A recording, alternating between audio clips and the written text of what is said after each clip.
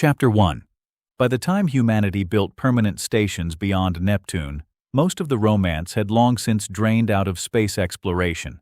The first centuries had belonged to dreamers, astronauts, and pioneers.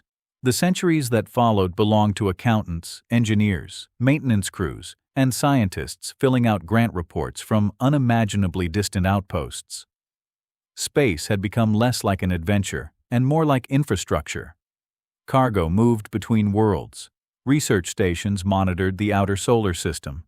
Automated mining platforms harvested ice and rare elements from scattered objects drifting through the dark. Humanity had spread outward not with a triumphant leap, but with millions of small practical decisions accumulated over generations. Station 7 was one of those decisions. It rested on the surface of Charon, Pluto's largest moon, a place so distant from Earth that sunlight had become something more symbolic than useful. Even at noon, the landscape beyond the station's observation ports resembled an endless twilight. The sun hung in the sky as a brilliant star rather than a proper sun, and shadows stretched across frozen plains that had not changed in millions of years. The station itself was partially buried beneath layers of processed ice and regolith for protection against radiation and micrometeor impacts. From orbit, it appeared insignificant, little more than a cluster of geometric shapes pressed against an ancient world. Yet for the 7 people who lived there, it was an entire universe. Dr. Michael Ross often found himself standing alone in Observation Module 3 during the artificial night cycle. At 58 years old, he had spent more than 3 decades studying stellar dynamics, and he had reached an age where ambition had slowly given way to curiosity. Younger scientists still worried about awards and recognition. Michael no longer did. The universe had cured him of that. After enough years spent studying stars, a person eventually realized how small individual achievements truly were.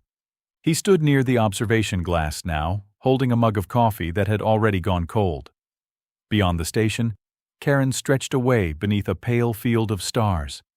Pluto hovered above the horizon, enormous and silent, its familiar heart-shaped basin faintly visible in reflected sunlight. The sight never grew old. Some landscapes exhausted themselves after repeated viewing. This one seemed to become stranger the longer he looked at it. The station was quiet. Most of the crew had settled into their evening routines. Dr. Ellen Navarro was probably reviewing geological survey data. Wei Chen would be running diagnostics on one of the communication arrays. Robert Havel likely had his nose buried in one of the history texts he carried everywhere. Their physician, Sarah Bishop, usually spent evenings exercising in the centrifuge ring.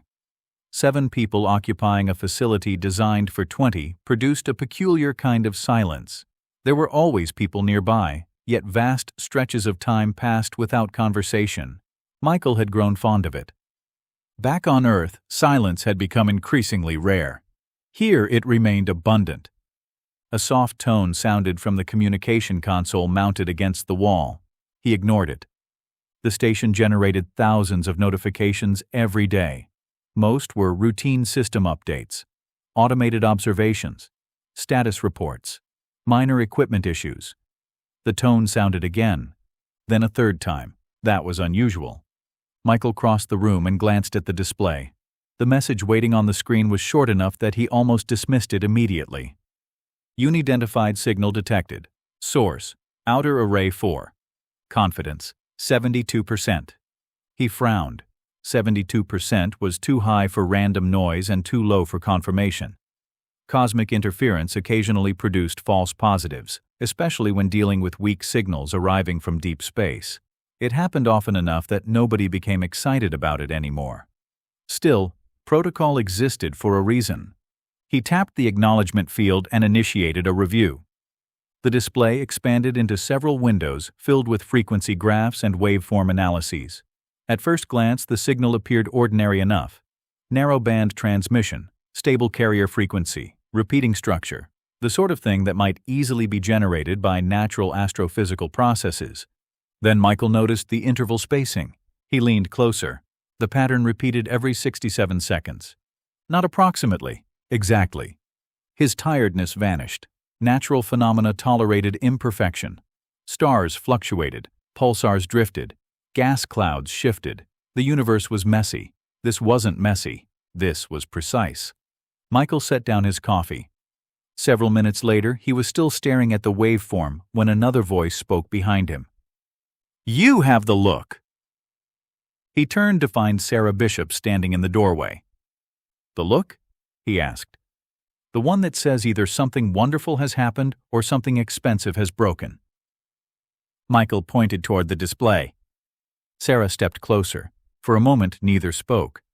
Then she said quietly, "That's not natural." "No." "How long have you been looking at it?" 20 minutes. "And?" "I keep hoping I'll find the mistake." Sarah folded her arms. "You should wake the others." Michael nodded. Neither moved. Beyond the glass, Pluto drifted silently above the horizon. The station suddenly felt very small. Not because anything had changed physically, but because possibility had entered the room. Human beings had spent centuries searching for evidence that they were not alone. Radio telescopes had scanned the sky. Spacecraft had explored neighboring worlds.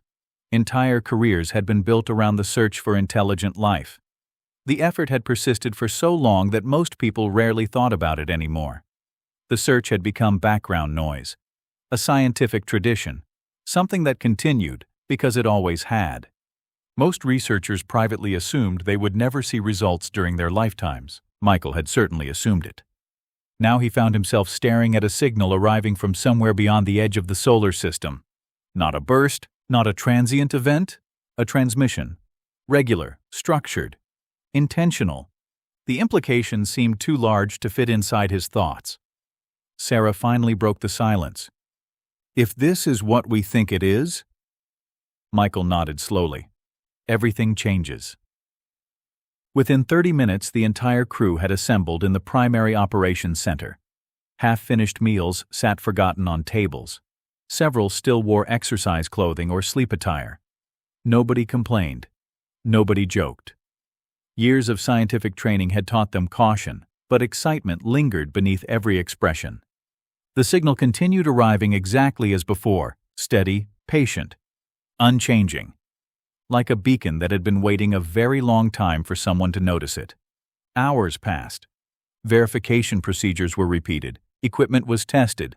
Alternative explanations were eliminated one by one. No hardware faults, no atmospheric interference, no software errors. The source remained fixed, beyond Pluto, far beyond Pluto. Somewhere among the stars. Near dawn, station time, Robert Havel leaned back in his chair and rubbed both hands across his face. "What if we're the first?" he asked quietly. Nobody answered immediately. Because everyone understood the question. Not the first humans, the first people, the first minds, the first civilization. Perhaps the signal had crossed hundreds or thousands of years before finally reaching Charon. Perhaps whoever sent it no longer existed. Perhaps entire worlds had risen and fallen during its journey through interstellar darkness. Yet somehow it had arrived here.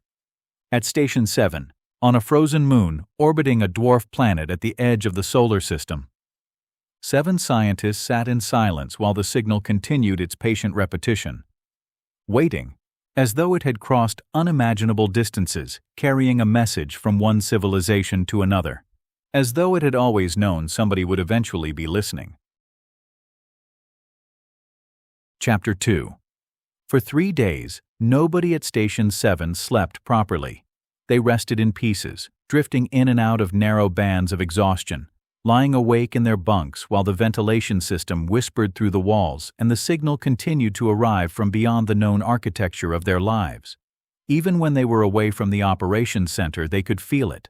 Not physically, of course. The signal did not vibrate through the hull or glow behind the closed doors. It was only information, received by antennas, filtered through instruments, rendered into lines and curves on a display. Yet it seemed to enter every room of the station. It changed the taste of coffee. It changed the sound of footsteps in the corridors. It changed the way each of them looked at the observation glass, because the stars beyond Charon no longer seemed like scenery. They seemed inhabited by intention. The first message to Earth was sent 14 minutes after Michael Ross and Sarah Bishop woke the others. The second message followed after preliminary verification. The third was written more carefully, because by then they understood that every word they transmitted would become part of history. There was a strange delay in the process, not because the message took so long to reach Earth, though it did, but because language itself seemed suddenly inadequate. Station 7 had been designed to report measurements, equipment status, survey results, radiation levels, geological anomalies, and maintenance emergencies. It had not been designed to announce that humanity had found evidence of another civilization. In the end, Wei Chen drafted the message, Michael edited it. Ellen Navarro removed 3 adjectives, and Robert Havel insisted they preserve the phrase structured non-terrestrial transmission, because, as he put it, future historians deserved at least one decent sentence. Earth received the first report nearly 5 hours later. The official response was cautious. Repeat verification, maintain data capture, restrict external communication, assemble an independent review packet, do not speculate, do not respond to the source, do not alter array orientation except as needed to preserve reception, do not discuss outside approved scientific channels. The instructions carried the calm voice of institutions trying very hard not to panic. By the time those instructions returned to Charon, the crew had already completed most of them twice. On the 4th day, the signal changed. It happened during the station's artificial morning. Michael had been sitting beside Wei in the operations center, listening to the soft click of Wei's fingernail against a ceramic cup as he studied a modulation pattern on the central display. Ellen was at the secondary console, reviewing the latest spectral comparisons, while Robert stood barefoot near the thermal printer with a blanket around his shoulders, looking less like a historian than a man who had wandered accidentally into the future before breakfast. The others were scattered through the station, close enough to be summoned, far enough to pretend they were not waiting for something impossible to happen. Then the repeating pulse ended. For nearly 7 seconds there was nothing. Wei straightened in his chair. Michael stopped breathing. The silence on the instruments felt like a door closing. Then a new pattern appeared. It was not a simple repetition. It moved in layered intervals, folding over itself in nested sequences that looked, at first, chaotic. Wei's hands moved quickly over the console. The display divided into columns, then subcolumns, then matrices. The carrier frequency remained stable, but the internal structure had changed completely. The signal was no longer announcing itself. It was doing something. "Recording?" Michael asked. "Everything," Wei said. Ellen came over from the secondary console and stood behind them, one hand resting on the back of Wei's chair. "What is it?" Wei did not answer immediately. He watched the pattern for another minute, then another, his expression tightening into the focused discomfort of a man whose mind was reaching for an explanation that did not yet exist. "It's organized," he said at last, "but not like a message, more like a directory." Robert lowered the blanket from his shoulders. "A directory of what?" Wei enlarged a section of the display. Thousands of discrete packets appeared, each tagged with recurring structural markers, each nested inside larger groupings. The pattern was elegant in a way that none of them could explain. Not beautiful exactly, but compressed, intentional, layered with internal references. Michael looked at the screen until his eyes began to water. "It's an index," he said. No one replied, because the word seemed too simple for what it implied. An index meant there was something to index. The hours that followed became the beginning of a new life for all of them. The signal no longer behaved as a beacon. It became a river. Data arrived continuously, far beyond any transmission they had ever handled from an outside source. At first, they assumed the packets must be highly redundant, perhaps repeating the same basic structure for error correction. But as Wei and the station AI began reconstructing the architecture, it became clear that the repetition was not duplication. It was reference. The transmission was not sending one message many times. It was sending many pieces of something too large to understand from the edge. By the 6th day, they had identified mathematical scaffolding. By the 9th, they found what appeared to be translation keys. By the 12th, they had extracted a sequence of diagrams so fundamental that even before they understood the symbols, they recognized the concepts: hydrogen, gravity, orbital motion, prime numbers, molecular structures, stellar classification. The civilization that sent the signal had built a bridge carefully, patiently, beginning not with language but with reality itself. It had assumed that any mind capable of receiving the archive would also know the universe. That assumption became the first act of friendship. Sarah Bishop cried when the first visual reconstruction appeared. She was not embarrassed by it. None of them were. The image was crude, uncertain, assembled from a decoding model that was still mostly guesswork. It filled the central display in gray and blue approximations, an uneven field of vertical structures rising beside what might have been water beneath a pale, dense sky. It could have been a city. It could have been a scientific diagram misread as a landscape. It could have been nothing more than their own longing projected onto alien data. Still, everyone in the room understood why Sarah covered her mouth and turned away for a moment. It was the first picture from another world. Not a telescope image, not an artist's speculation, not a planet reduced to spectral lines and orbital calculations. A picture made by someone who had stood somewhere else and wanted that place remembered. After that, the station changed. The official language remained cautious, but the private language did not. The crew stopped calling it the signal. They called it the archive. The name began with Robert, naturally, because historians were incapable of leaving things unnamed. At first, Michael resisted it, saying they did not yet know whether the transmission contained historical records. But by then the word had already settled into the station's daily speech. The archive. The thing arriving from the dark, the thing that had crossed interstellar space not as a warning, not as a threat, not as a demand, but as a preservation. Earth confirmed the terminology 2 weeks later in a classified memorandum. The Charon Extraterrestrial Archive, the document called it, CHEA, as if turning wonder into an acronym made it manageable. No one at Station 7 used the acronym unless speaking to administrators. The crew's official assignment changed within the month. Station 7 was no longer a remote survey outpost. It was now the primary reception and interpretation facility for the most important discovery in human history. Additional personnel would be sent when transfer windows allowed. New equipment would follow. Funding was being redirected. Governments were coordinating. Scientific institutions were assembling teams. Security protocols were being reviewed. Public disclosure was under consideration. Psychological support resources would be made available. Robert laughed for nearly a minute when he read that last line. Psychological support resources, he said, wiping his eyes. That's marvelous. We have discovered the cultural remains of another civilization, possibly extinct, possibly ancient beyond comprehension, and somewhere in Geneva a committee has decided what we need is a wellness packet. Sarah gave him a look. You do need a wellness packet. I need a bottle of scotch and 3 graduate students. You're getting neither. I'll settle for the scotch. You'll settle for hydration and sleep.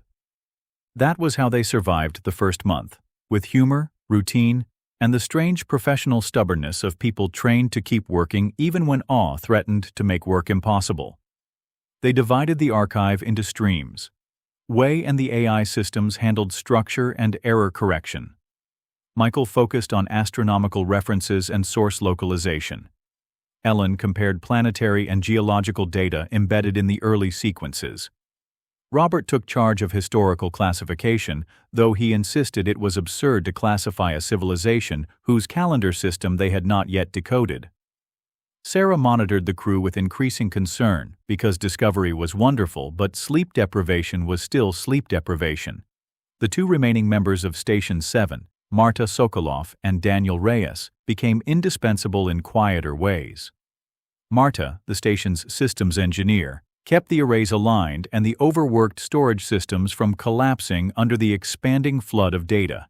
Daniel, a computational linguist whose original assignment had been to study human-machine translation drift in isolated crews, found himself suddenly facing the one task his field had dreamed of and dreaded for centuries. The first public announcement came 41 days after detection. The crew watched it together in the galley. though by then everyone already knew what would be said. Earth had delayed as long as possible, but secrecy could not survive the number of institutions now involved. The announcement was made by a coalition of scientific councils rather than any single government, a decision meant to reduce panic and increase credibility.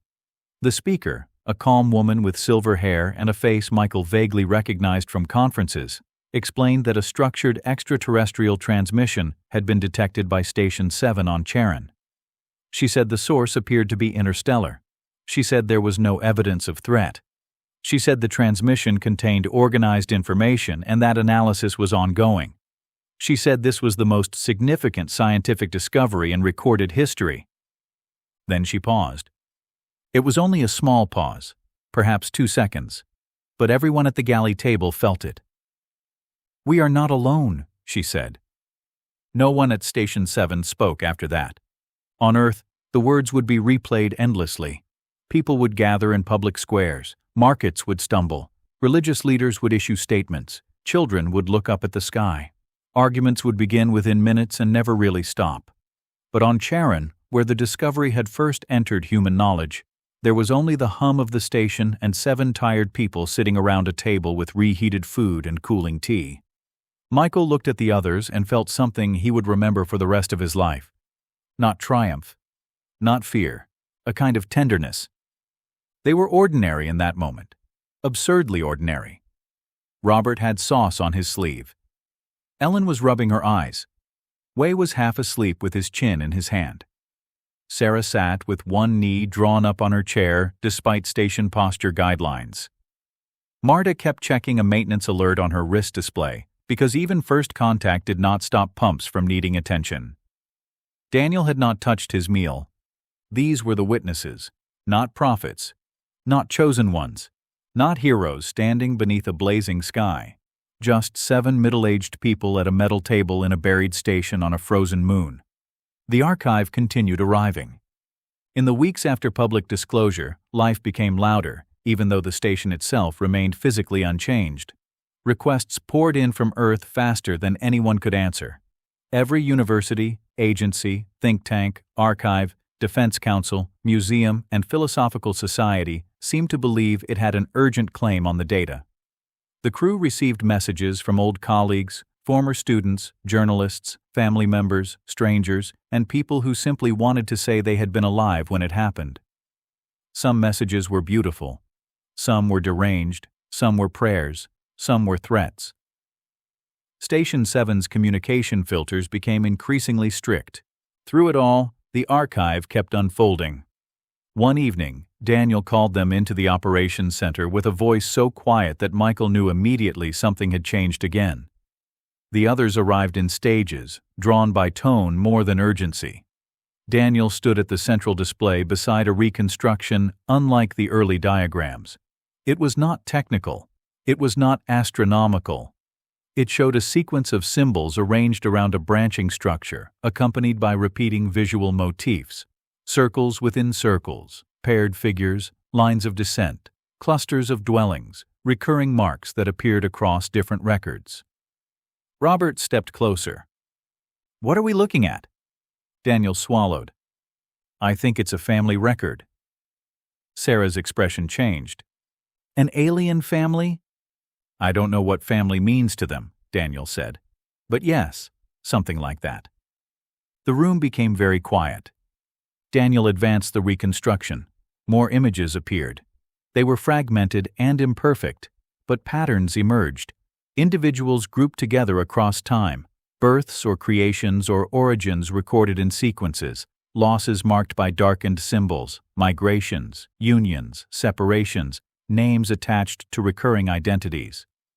The archive was no longer merely proving that another intelligence had existed. It was beginning to reveal that they had lived. Robert sat down slowly. "Oh," he said. It was the only word anyone had. The discovery of intelligence had been overwhelming. The discovery of culture had been historic. But this was different. A civilization could be abstract. A species could be theoretical. A signal could be analyzed. A family record could not be kept at a distance so easily. Michael stared at the branching symbols and thought suddenly of his own daughter, Claire, back on Earth, who had sent him a message after the announcement saying, "Dad, I know you're busy, but I'm proud of you." He had listened to it 6 times and had not yet answered because every response he drafted sounded insufficient. He thought of the years he had missed while pursuing work that always seemed important at the time. He thought of birthdays delayed by communication lag, of marriages strained by distance, of the way ambition often disguised itself as duty until it was too late to tell the difference. Beside him, Ellen whispered, "They wanted this remembered." No one asked how she knew. They all knew. That night, long after the others had gone, Michael remained in the operations center with the alien family record glowing softly on the display. He knew the reconstruction was probably wrong in 100 ways. He knew they were imposing human assumptions on non-human information. He knew caution was essential. Yet none of that changed the emotional fact of what he was seeing. Somewhere, impossibly far away, impossibly long ago, beings had marked their connections to one another and preserved them inside a transmission aimed at the dark. Not their triumphs first, not their weapons, not their empire. Their relationships. Michael finally opened a private channel and recorded a message to his daughter. "Claire," he began, then stopped. He sat for a long time, listening to the station breathe around him. Then he tried again. "Claire, I'm sorry I haven't answered sooner. Something happened today that made me think of you."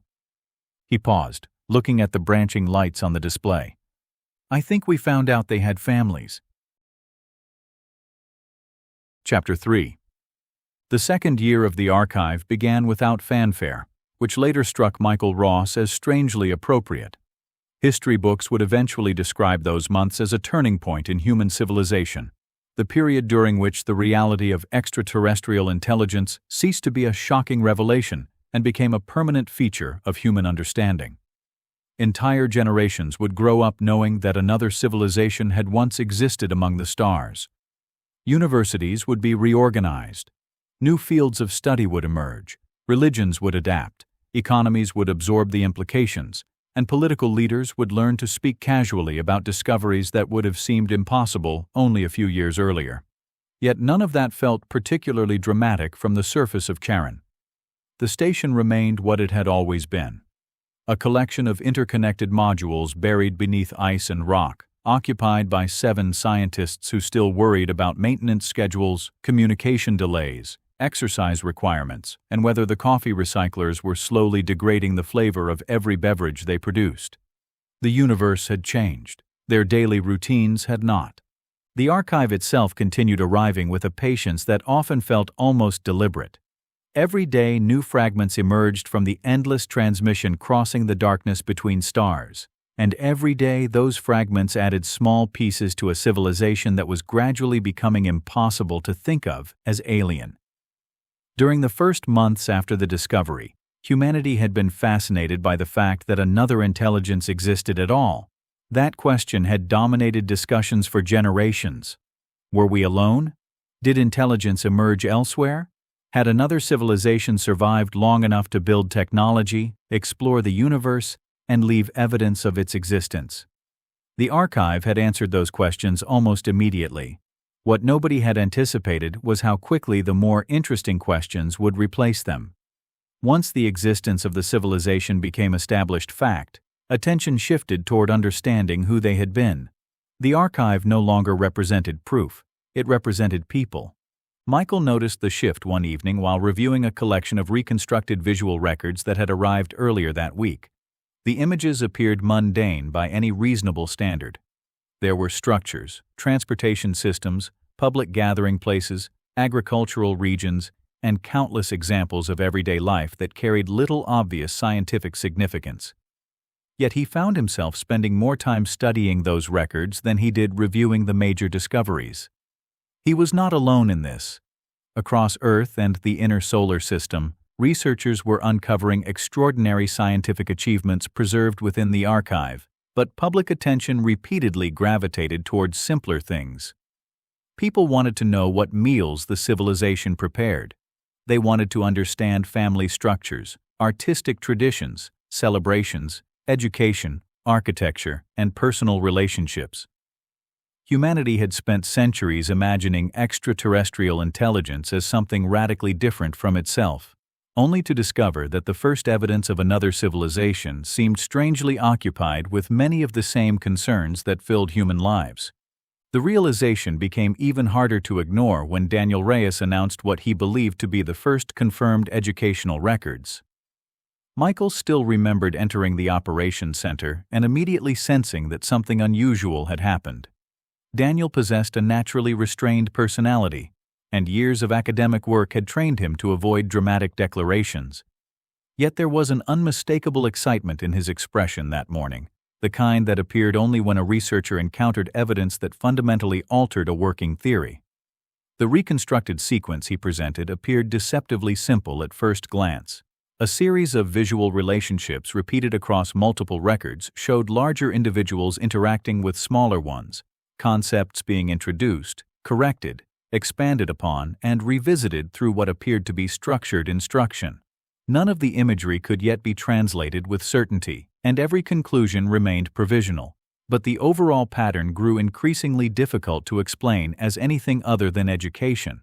For nearly an hour, the 7 members of Station 7 sat together reviewing the reconstruction, discussing possible interpretations, challenging assumptions, and gradually arriving at a cautious consensus. What surprised Michael most was not the evidence itself, but the emotional reaction it produced within the room. The archive had already revealed evidence of cities, governance systems, artistic traditions, and scientific institutions. Rationally speaking, the existence of education should have been expected. A civilization capable of preserving its entire cultural history would obviously possess methods of transmitting knowledge across generations. Yet there was something profoundly human about the sight of individuals teaching the young. The concept seemed to bridge a distance that thousands of years of transmission and trillions of kilometers of empty space had failed to maintain. Robert Havel was the first to articulate what everyone appeared to be feeling. Sitting quietly at the far end of the conference table, he watched the reconstruction replay several times before leaning back in his chair and smiling to himself in a manner that suggested he had just solved a puzzle. When Ellen asked what he was thinking about, he hesitated for a moment before answering. "We're still surprised," he said. "Every time we discover something new, we're surprised that they're people." The statement produced immediate objections because it was obviously imprecise. They were not people. They were members of an entirely separate civilization that had evolved beneath a different sun and followed a completely independent path through history. Yet everyone understood what Robert meant. The surprise was not that they possessed intelligence. The surprise was that intelligence seemed to produce so many familiar outcomes. Parents taught children. Teachers instructed students. Artists created art. Historians preserved memories. Communities formed around shared values. The details differed. The underlying patterns did not. As the months passed, the growing body of evidence gradually transformed the atmosphere of the station. The original excitement surrounding the discovery evolved into something quieter and more personal. The crew found themselves discussing the civilization during meals, exercise sessions, maintenance work, and evening conversations overlooking Charon's frozen landscape. They debated philosophical questions that would have sounded absurd only a few years earlier. Did the civilization value individual achievement more than collective responsibility? How did they view mortality? What social obligations existed between generations? Did they experience nostalgia, regret, hope? The discussions rarely produced definitive answers, but that seemed less important than the fact that the questions could now be asked at all. The years also began to change the crew themselves. Originally, Station 7 had never been intended as a permanent assignment. Most deep space postings operated on predictable cycles, with personnel rotating back toward the inner solar system after completing designated terms of service. Yet the discovery of the archive complicated those plans almost immediately. Every year brought new funding, new responsibilities, new equipment, and new reasons to remain. Transfer windows were delayed, research objectives expanded, critical projects required continuity. The station grew larger as additional modules arrived, but the original 7 remained at its center. At first, each assumed the arrangement was temporary. Eventually, they stopped discussing departure dates altogether. Michael became aware of this transformation gradually, almost accidentally. One afternoon, he was participating in a routine communication session with his daughter Claire on Earth when she asked how long he expected to remain on Charon. The question should have been simple. Instead, he found himself unable to answer immediately. Years earlier, he would have responded without hesitation, citing the duration of his assignment and the expected transfer schedule. Now the future seemed strangely undefined. The archive stretched before him like an endless horizon. Every week revealed discoveries nobody had anticipated. Every month deepened mysteries that appeared increasingly significant. For the first time in his life, he realized he could imagine remaining exactly where he was. The same transformation seemed to be occurring throughout the crew. Ellen once referred to Charon as home during a conversation with her sister on Mars, and only realized what she had said after the words had left her mouth. Wei developed habits so synchronized with station life that he could identify individual crew members simply by hearing their footsteps in the corridor. Sarah knew which conversations to avoid before medical evaluations and which subjects would encourage honesty. Robert filled entire rooms with notes, diagrams, and historical theories, while increasingly behaving less like a visitor and more like a permanent resident of the outer solar system. Without ever formally deciding to do so, they had become a community. Perhaps that was why the archive resonated so deeply with them. The more they learned about the civilization hidden within the transmission, the more they encountered evidence of small communities enduring across time. Families, friendships, mentorships, partnerships, and shared traditions appeared repeatedly throughout the records. The civilization had achieved remarkable scientific and cultural accomplishments, yet the archive seemed oddly determined to preserve ordinary life alongside extraordinary achievements. Michael often found himself wondering whether that had been intentional. Whoever organized the transmission could have filled it entirely with technical information. They could have transmitted engineering designs, mathematical discoveries, and scientific breakthroughs. Instead, they had devoted enormous resources to preserving the details of daily existence: meals, conversations, celebrations, schools, homes, relationships. It was as though they understood that civilizations were not remembered through technology alone. Late in the fourth year, Daniel's team made a discovery that would quietly alter the direction of the entire project. The evidence emerged from sections of the archive that researchers had long considered incomplete. For years, analysts had suspected that portions of the civilization's history were missing, but the gaps were difficult to distinguish from ordinary transmission loss. The archive was so vast that minor discontinuities seemed inevitable. Then Daniel uncovered something different. Certain historical periods exhibited patterns that no longer resembled accidental corruption. Metadata structures pointed toward deliberate exclusion. Reference chains terminated abruptly. Entire categories of records appeared to have been systematically removed. Michael sat alone in the operations center late one evening, reviewing the preliminary report. Beyond the observation glass, Pluto drifted above the horizon, while distant stars filled the darkness. Around him, the station remained quiet. Most of the crew had already retired for the night. The only sounds came from environmental systems and the faint hum of processors handling another incoming segment of the archive.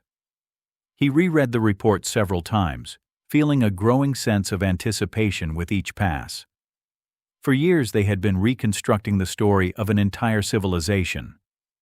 Now evidence suggested that someone, somewhere within that civilization, had deliberately hidden part of the ending. The realization was difficult to ignore. Every archive contained omissions. Every historical record contained biases. Every civilization concealed uncomfortable truths from future generations. Humanity certainly had. There was no reason to assume the people had been any different. Yet the scale of the omission was extraordinary. Entire centuries appeared affected. Not random centuries. The final centuries. Michael leaned back in his chair and stared at the stars beyond Charon.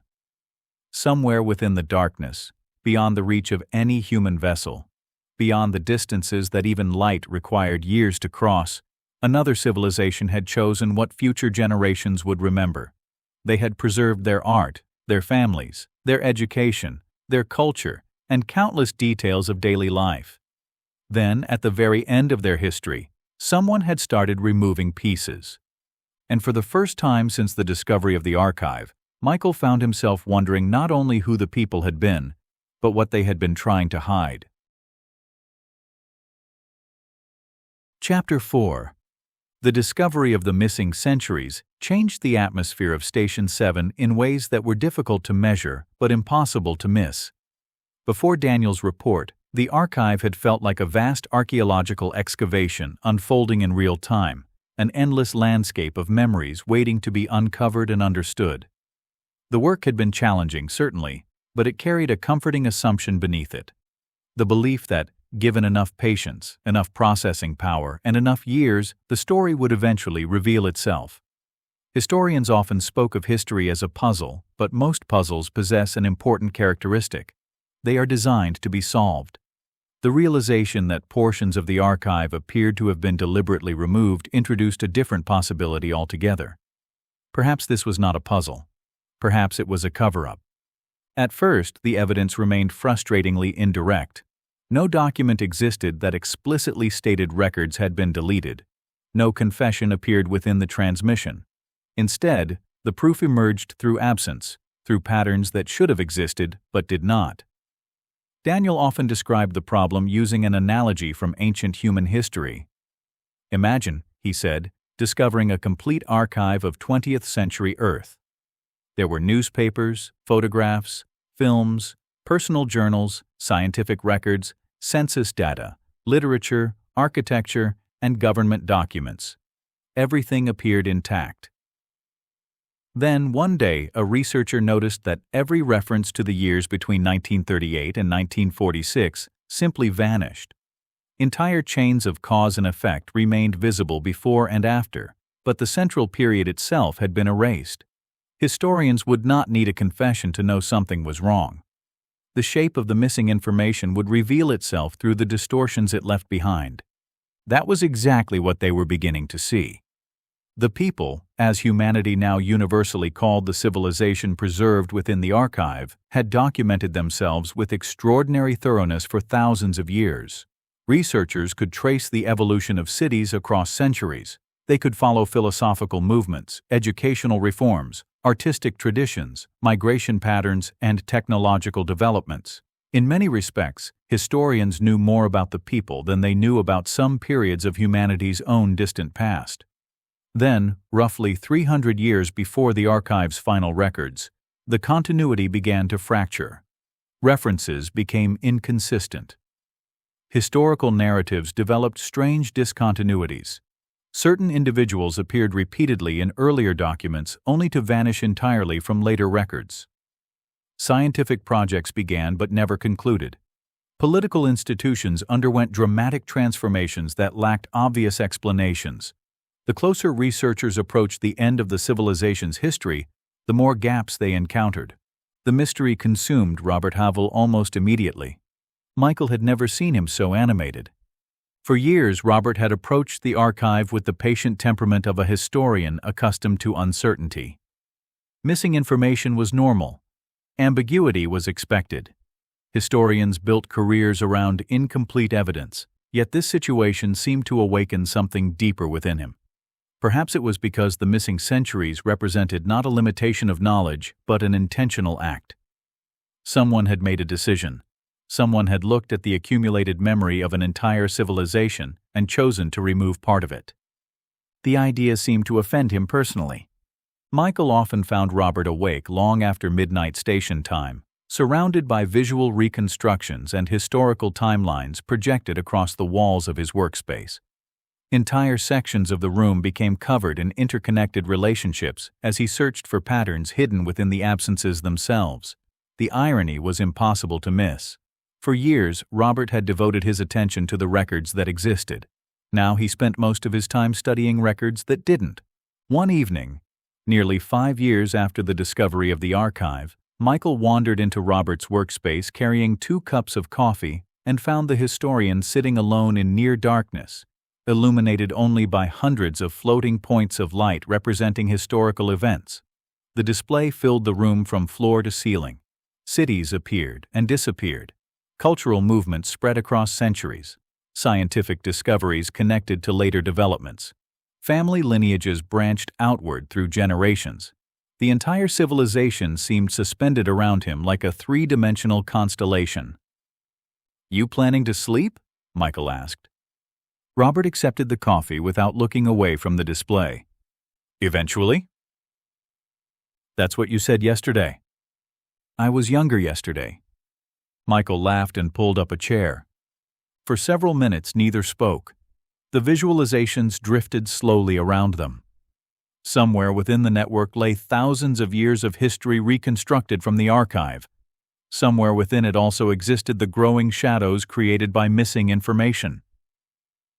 Finally, Robert gestured toward one section of the display. "Look at this." Michael leaned forward. At first he saw nothing unusual. Several major cities occupied the region. Transportation networks connected population centers. Educational institutions expanded over time. Cultural influence spread outward from urban centers. It appeared remarkably familiar. Then Robert adjusted the timeline. The simulation advanced several decades. Half the cities vanished. Not physically, historically. The record simply stopped mentioning them. Michael frowned. "Transmission loss?" "That's what I thought." Robert manipulated the display again. Additional examples appeared. Research institutions, political organizations, entire cultural movements, all fading from the historical record with no accompanying explanation. "It keeps happening," Robert said quietly.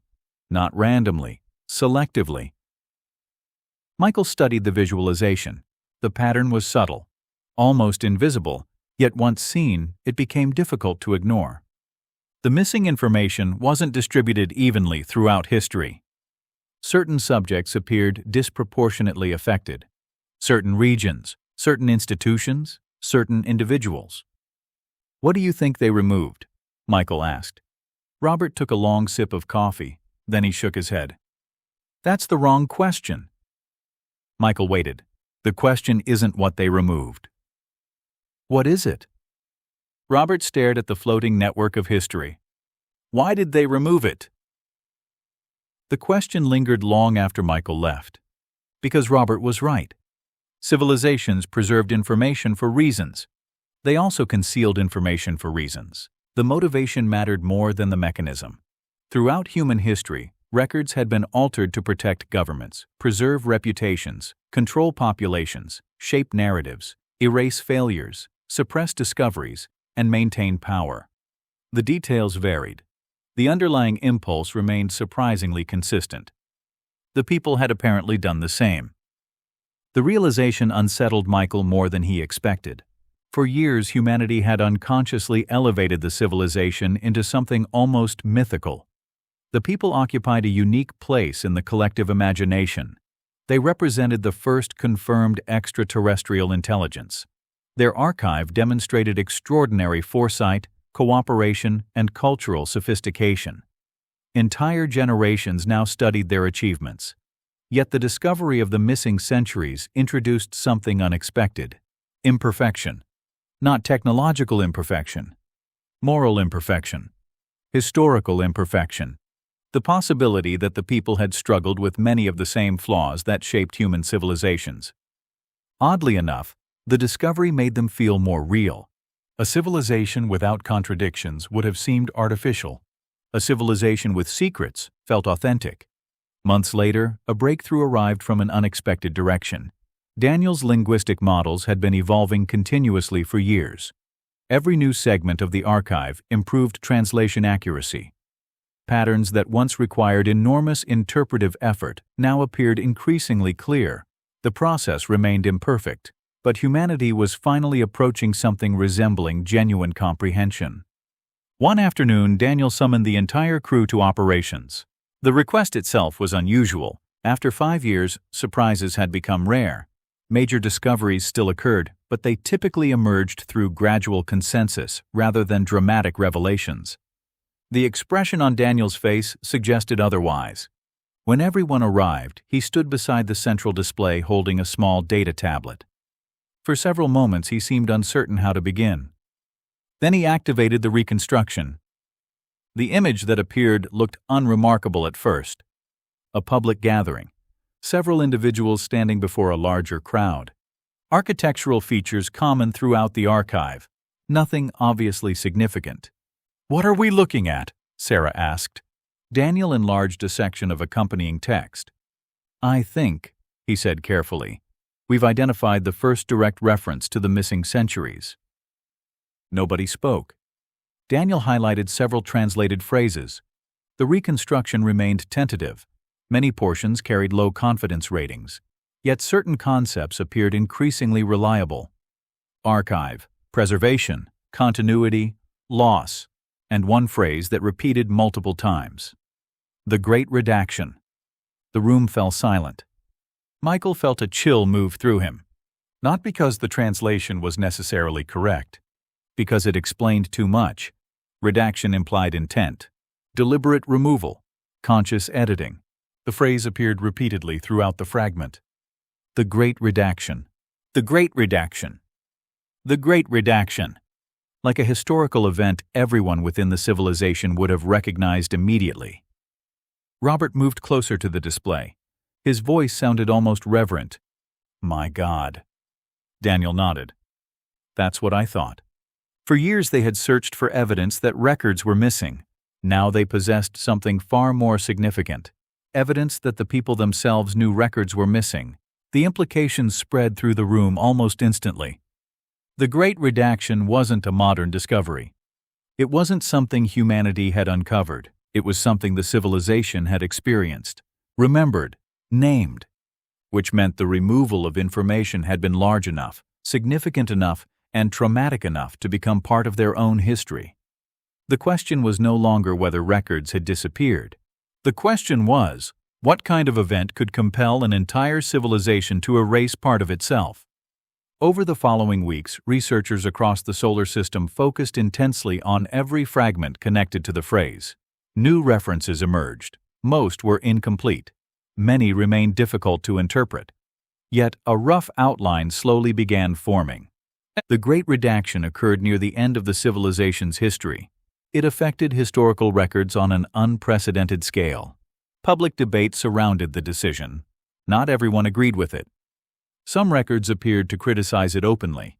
Others defended it. The event became deeply controversial.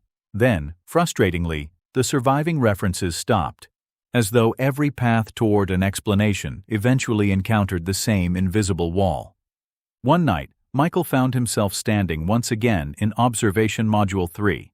The room had changed little over the years. The stars remained unchanged. Pluto still hung above the horizon. The silence still possessed the peculiar depth unique to the outer solar system.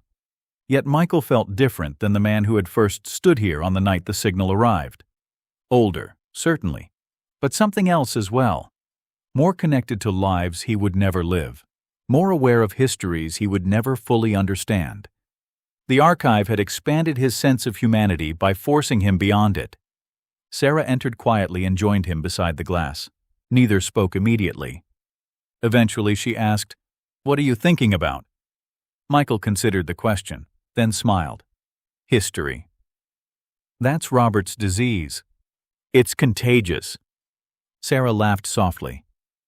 They stood together watching the stars. After a while, Michael said, "I used to think first contact would answer questions." Sarah glanced at him. "And now?" "Now I think it mostly creates new ones." Outside, the darkness stretched endlessly toward the distant stars where the archive had begun its journey long ago. Somewhere within that darkness lay the civilization's final centuries. Somewhere within those missing years lay the explanation for the Great Redaction. And somewhere beyond even that, Michael increasingly suspected, waited the reason the archive had been sent in the first place. Because the more they learned, the stranger one fact became. The people had preserved almost everything. Their art, their science, their families, their history, their memories. Then they had deliberately hidden the ending. And yet they had still transmitted the archive across interstellar space, as if they wanted to be remembered, but only on their own terms. Chapter 5. By the 6th year of the archive project, Station 7 had developed its own seasons, though Charon itself possessed none. The moon remained what it had always been, a frozen world suspended in perpetual darkness at the edge of the solar system, where sunlight arrived weakened by distance and time. Yet, within the station, rhythms had emerged that felt every bit as real as spring and winter. There were periods when discoveries arrived in rapid succession, and the entire facility seemed to hum with excitement. There were quieter stretches when progress slowed, when months passed without major breakthroughs, and the crew settled into the patient work of interpretation. There were anniversaries now as well. Anniversaries of the signal's discovery. Anniversaries of the first reconstructed image. Anniversaries of the first confirmed translation. The archive had become so deeply woven into their lives that many of them measured time through it more naturally than they measured it through calendars. Michael Ross noticed this one morning while reviewing a series of personal records recently recovered from the transmission. The documents themselves were not especially remarkable. In fact, most researchers on Earth would probably have overlooked them entirely in favor of more dramatic discoveries. The records appeared to consist of individual reflections preserved over the course of a single lifetime, not historical accounts, not scientific observations, simply one individual recording thoughts, memories, concerns, hopes, and observations over many decades. Similar records had been found before, but translation quality had improved enormously over the previous few years, allowing the reconstruction teams to capture something that had often been lost in earlier efforts. Voice. Not literal voice, of course. The original language remained impossible to reproduce accurately. Yet for the first time, researchers felt they could hear personality emerging from the text. Humor, frustration, affection, regret, curiosity. The subtle emotional textures that transformed a historical figure into a person. The realization spread quickly through the station. For years, the crew had been reconstructing the broad outlines of a civilization. They had mapped cultural movements, technological progress, educational systems, artistic traditions, and social structures. They had learned how the people organized themselves, what they valued, and how they evolved across centuries. Yet civilizations are abstractions. They exist only because individual lives accumulate into larger patterns. The new records offered something different. They offered perspective from the inside. Michael spent nearly an entire afternoon reading one reconstructed journal sequence while Earth continued sending increasingly urgent requests for summary reports. The journal's author appeared to have lived during what researchers considered a relatively stable period in the civilization's history, several centuries before the Great Redaction. Nothing extraordinary happened within the surviving entries. The writer worried about family responsibilities, reflected on aging, commented on changes occurring within local communities, remembered long-dead friends, expressed concern for younger generations while simultaneously criticizing some of their habits. The experiences themselves felt astonishingly familiar. At one point, the writer described standing beside a body of water while watching a sunset and realizing that many of the people who had once shared those moments were now gone. The passage carried no great philosophical revelation. It was simply an observation about time, memory, and loss. Yet Michael found himself rereading it several times, not because it was alien, because it wasn't. That evening, the station gathered in the galley for what had gradually become an informal tradition. Every few weeks, someone selected an interesting archive discovery and presented it to the others over dinner. The gatherings began shortly after the second year and persisted because everyone secretly enjoyed them. Scientific conferences and formal briefings remained necessary, but those discussions often became dominated by technical details. The galley sessions allowed them to talk about what actually interested them. Robert arrived carrying several reconstructed documents and immediately claimed a chair near the center of the table. "This," he announced while sitting down, "is the most important thing we've discovered in months." Sarah rolled her eyes. "You say that every month," I do not. You absolutely do. Robert ignored her. The previous most important discovery was last month. This is a different month. The table erupted in laughter. Even after 6 years, some conversations followed familiar pathways. Once everyone settled, Robert activated the display. Instead of historical timelines or cultural analyses, a single reconstructed passage appeared. At first glance, it seemed disappointingly ordinary. The text described an individual cleaning and reorganizing a storage area while deciding what possessions should be preserved and what should be discarded. Nobody spoke for a moment. Finally, Ellen looked up. That's the most important discovery? Robert smiled. Keep reading. They did. Gradually, the meaning emerged. The writer wasn't describing storage. The writer was describing memory. The entire passage functioned as a metaphor for history itself. Certain experiences deserved preservation. Others faded naturally. Some memories remained painful but important. Others occupied space without providing value. The writer wondered whether individuals and civilizations faced similar responsibilities. How much should be remembered? How much should be forgotten? When the passage ended, nobody laughed. Because the connection was obvious. The Great Redaction, the missing centuries, the deliberate removal of historical records. For years, the crew had approached the mystery primarily as investigators, historians seeking facts, scientists seeking explanations. The journal suggested another possibility. Perhaps the people had viewed memory itself differently than humanity did. The discussion lasted for hours. Long after dinner ended, long after coffee replaced meals, long after the station entered its evening cycle, Sarah argued that preserving history carried moral obligations. Entire generations depended upon accurate records. Mistakes could not be avoided if memories disappeared. Robert agreed mostly, then complicated the argument by pointing out how often human societies deliberately forgot painful events. Entire cultures sometimes survived precisely because they stopped reliving historical trauma. Wei contributed examples from digital preservation research, explaining how information overload had become a significant challenge even before humanity expanded beyond Earth. Archives grew faster than institutions could manage them. Selection became unavoidable. Daniel listened quietly before offering a thought that lingered with everyone afterward. What if the question wasn't what they wanted to remember? The table turned toward him. What if, he continued, the question was what they couldn't afford to remember? The room fell silent, because nobody had considered the problem from that angle. The Great Redaction had always been treated as a political decision, a historical decision, a cultural decision. But what if it represented something else? Necessity. The possibility unsettled Michael more than he expected. After the meeting ended, he found himself returning to Observation Module 3. Over the years, the room had become a place where thoughts could settle.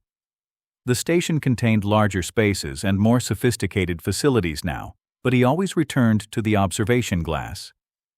Outside, Pluto floated above the horizon. The stars remained unchanged. The archive continued arriving. He often thought about that last fact. The transmission never stopped. Hour after hour, day after day, year after year. The signal maintained the same patient rhythm it had exhibited on the night of its discovery. Sometimes he imagined the archive as a river flowing through darkness. Not a message sent once and received once, but a continuous act of preservation stretching across time. Somewhere in the distant past, an entire civilization had decided that its memories mattered enough to transmit them toward the stars. The scale of that decision still astonished him. Humanity often struggled to preserve records across centuries. Formats became obsolete, storage systems failed, institutions collapsed, languages evolved, yet the people had somehow created a repository capable of crossing interstellar space. A civilization had chosen to remember itself, and then, paradoxically, had chosen to forget part of itself. The contradiction remained at the center of everything. Several weeks later, another breakthrough emerged. Unlike many discoveries, this one arrived gradually rather than dramatically.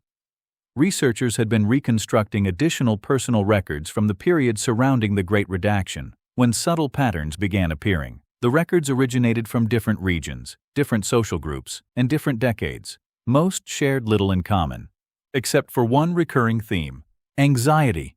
Not individual anxiety, civilizational anxiety. The feeling appeared repeatedly across journals, public discussions, artistic works, and educational materials. References remained indirect, often frustratingly vague, yet the pattern grew impossible to ignore. People worried about memory, they worried about information, they worried about the accumulation of history itself. One reconstructed statement became particularly famous. Translation confidence remained moderate, but the meaning appeared relatively clear. We remember more than we can carry. The phrase spread rapidly throughout the research community, then throughout human society. Michael encountered it everywhere: news articles, academic papers, public debates, documentaries, political speeches. Someone even printed it on commemorative merchandise, which Robert described as the most human response imaginable. Yet beneath the popularity, serious questions remained. What did it mean? What burden had the people been carrying? Why did memory itself seem to become a source of concern? One evening, nearly 7 years after the signal's discovery, Daniel arrived at Michael's workspace carrying a tablet and an expression Michael recognized immediately. Another breakthrough. "Tell me something good," Michael said. Daniel sat down. "I'm not sure it's good." "That's usually when it's interesting." Daniel nodded. Then he placed the tablet on the desk. The reconstruction displayed several references connected to the same concept: different authors, different centuries, different contexts, yet all appeared to describe a similar phenomenon. The translations remained incomplete. Many details were uncertain. Still, one phrase emerged consistently enough to attract attention: memory saturation. Michael stared at the words. "What does that mean?" Daniel leaned back. "We don't know." "That's not encouraging." "No." They sat quietly for a moment. Outside the station walls, Charon drifted endlessly through darkness. Inside, processors continued decoding fragments from another world. Finally, Daniel spoke. "I think we're looking at a civilization that became afraid of its own past." Michael considered that, then shook his head. "No." Daniel frowned. "No?" "I think we're looking at a civilization that remembered something it couldn't live with." The distinction seemed small, yet somehow it felt important. Neither man spoke again for several minutes. The archive continued flowing. The missing centuries continued hiding. The Great Redaction continued resisting explanation. But for the first time, Michael felt they were approaching the edge of something larger than historical censorship or political manipulation. The fragments emerging from the final centuries carried a different emotional tone than earlier records. Not secrecy, not deception, fear. And somewhere within that fear, he increasingly suspected, lay the reason the people had edited their own history before sending it into the stars. Not because they wanted future civilizations to remain ignorant, because they wanted future civilizations to remain safe. Chapter 6. The 8th year of the archive project began with a funeral, not on Charon, not physically. The distances involved made physical attendance impossible. Nevertheless, the funeral occupied an entire day of Station 7's life, and afterward the station felt different in ways that none of the crew could fully articulate. Michael's older brother Thomas died on Earth during the early weeks of the year. The illness itself had not been unexpected. Thomas had been declining for several years, and the family had known the outcome long before the final message arrived. Even so, preparation and acceptance rarely turned out to be the same thing. Human beings often mistook foreknowledge for readiness. Michael had spent months telling himself that he understood what was coming. Then the message arrived, and he discovered that understanding offered surprisingly little protection. Because of communication delays, the funeral had already taken place by the time Michael received recordings from Earth. Family members gathered. Speeches were given. Stories were shared. Old photographs appeared on displays. Grandchildren described memories that Michael had never witnessed. Entire conversations unfolded weeks before their recordings reached Charon. By the time Michael watched them, the event itself already belonged to history. The experience left him unsettled, not because of the delay. Anyone assigned to the outer solar system eventually learned to live with delay. What unsettled him was the realization that memory itself seemed increasingly fragile. Thomas had existed for 73 years.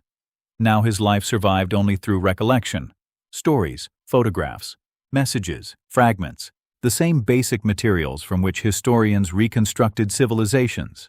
For several weeks afterward, Michael found himself thinking less about his brother's death and more about the nature of remembrance. The thoughts followed him through the station as he worked. They accompanied him during meals, exercise sessions, and long periods spent reviewing incoming archive data. Again and again he found himself returning to a simple question. How much of a life actually survived? The question felt uncomfortably relevant. Because all of humanity's understanding of the people depended upon precisely that issue. The archive preserved an astonishing amount of information. It contained enough material to reconstruct thousands of years of history. Yet even after nearly 8 years of continuous study, the researchers of Station 7 remained painfully aware of how much had been lost. Every recovered document implied countless others that no longer existed. Every preserved memory suggested entire lifetimes that had vanished completely. The archive felt vast. The absence felt larger. That realization became increasingly important as Daniel's team continued investigating references connected to memory saturation and the Great Redaction. Throughout the previous year, researchers had uncovered dozens of indirect references suggesting that the civilization's relationship with memory had undergone a profound transformation near the end of its history. The problem was that nobody could determine whether the transformation was cultural, technological, psychological, or something else entirely. The surviving records described symptoms without clearly explaining causes. Individuals worried about information overload. Institutions debated preservation policies. Philosophers questioned whether memory possessed practical limits. Educational systems appeared to undergo significant reforms. Yet, the underlying catalyst remained hidden. It was like listening to one side of a conversation. The shape of the missing information became increasingly visible. The information itself remained absent. Robert often described the problem as trying to reconstruct a mountain by studying its shadow. One afternoon, he demonstrated exactly what he meant. The entire crew had gathered in a conference room overlooking one of the station's newer processing facilities. Below them, thousands of specialized systems handled incoming archive segments around the clock. The room itself was quiet, except for the soft hum of equipment and the occasional movement of projected displays. Robert stood before a massive historical timeline stretching across the wall. Years earlier, the timeline had appeared relatively straightforward. Now it resembled a battlefield. Highlighted regions, annotations, probability models, disputed interpretations, missing sections, and contradictory references covered nearly every surface. The civilization's history no longer looked incomplete. It looked damaged. Most historians spend their careers trying to understand what happened, Robert said. We're trying to understand what disappeared. He enlarged one section of the timeline. A cluster of events appeared. Scientific developments, political reforms, cultural movements, demographic changes. For a while, everything seemed normal.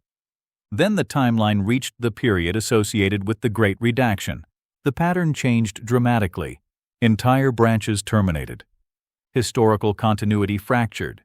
Major institutions simply ceased generating records, not collapsed, not destroyed, silenced. Robert highlighted the affected regions. Look carefully.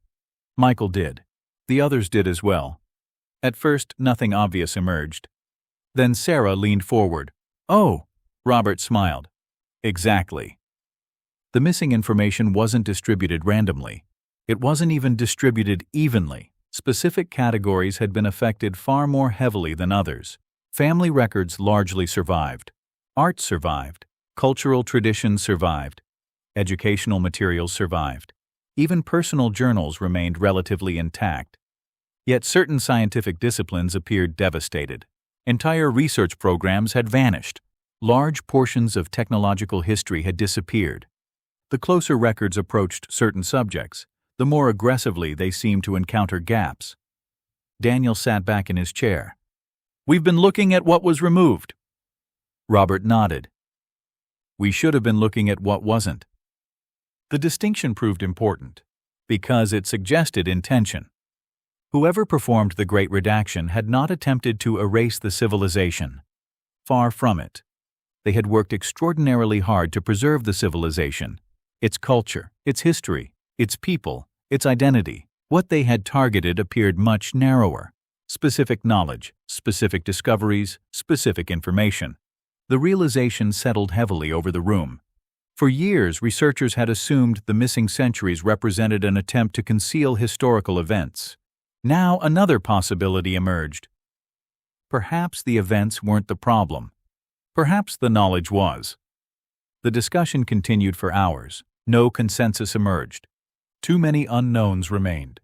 Yet by the time the meeting ended, a subtle shift had occurred. The Great Redaction no longer resembled ordinary censorship. It resembled containment. That evening, Michael returned to Observation Module 3 carrying a tablet filled with historical summaries. Outside, Pluto hovered above the horizon, as it had thousands of times before. The sight remained comforting. In a universe increasingly filled with mysteries, the familiar landscape provided stability. He spent nearly an hour reviewing old notes. Many dated back years. Ideas that once seemed promising now appeared irrelevant. Theories that once dominated discussions had collapsed entirely. That was the nature of long investigations. Understanding rarely arrived in a straight line. Eventually, his attention drifted toward one of the earliest discoveries: the family records. The first family records. The records that had convinced humanity the people were more than an abstraction. Michael reopened them, not because he expected new insights, because he wanted to revisit the beginning. The reconstructed relationships appeared simple compared to modern translation models. Years of progress had dramatically improved accuracy. Still, the emotional power remained intact. Families, generations, memories, connections extending across time. As he studied the records, a thought occurred to him. A simple thought, almost embarrassingly simple, yet once it appeared, he couldn't dismiss it. The archive itself behaved like a family record. The entire transmission, all of it. A civilization had chosen to preserve itself the same way individuals preserved ancestors. Not by recording everything, by recording what mattered. Michael sat upright. His pulse quickened slightly. He activated a note file and began writing. The idea wasn't proof of anything. It wasn't even a theory. It was an observation. Yet the more he considered it, the more important it seemed. The archive had never been designed as a scientific database. Humanity kept assuming it was. That assumption shaped nearly every investigation. Researchers expected completeness, comprehensive documentation, objective preservation. But what if the archive served a different purpose? What if it wasn't intended to preserve information? What if it was intended to preserve identity? The distinction changed everything, because families didn't preserve every conversation, they preserved meaningful ones. Civilizations didn't preserve every moment, they preserved defining ones. Perhaps the archive represented memory rather than history, a civilization remembering itself. The thought lingered through the following days, then through the following weeks. Others began reaching similar conclusions independently. The pattern emerged repeatedly across research groups throughout the solar system. The archive seemed increasingly emotional in its priorities. The people had chosen what deserved remembrance. The troubling implication, of course, was obvious. If they deliberately remembered certain things, then they deliberately forgot others. Near the end of the year, Daniel's team uncovered a fragment that transformed speculation into urgency.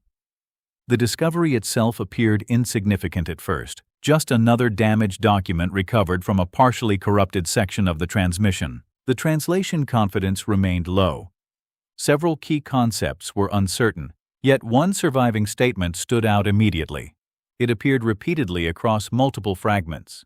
Enough repetitions existed to establish confidence. Enough context survived to establish meaning. When Daniel presented the finding, nobody in the room spoke for several seconds. The phrase hovered on the display between them.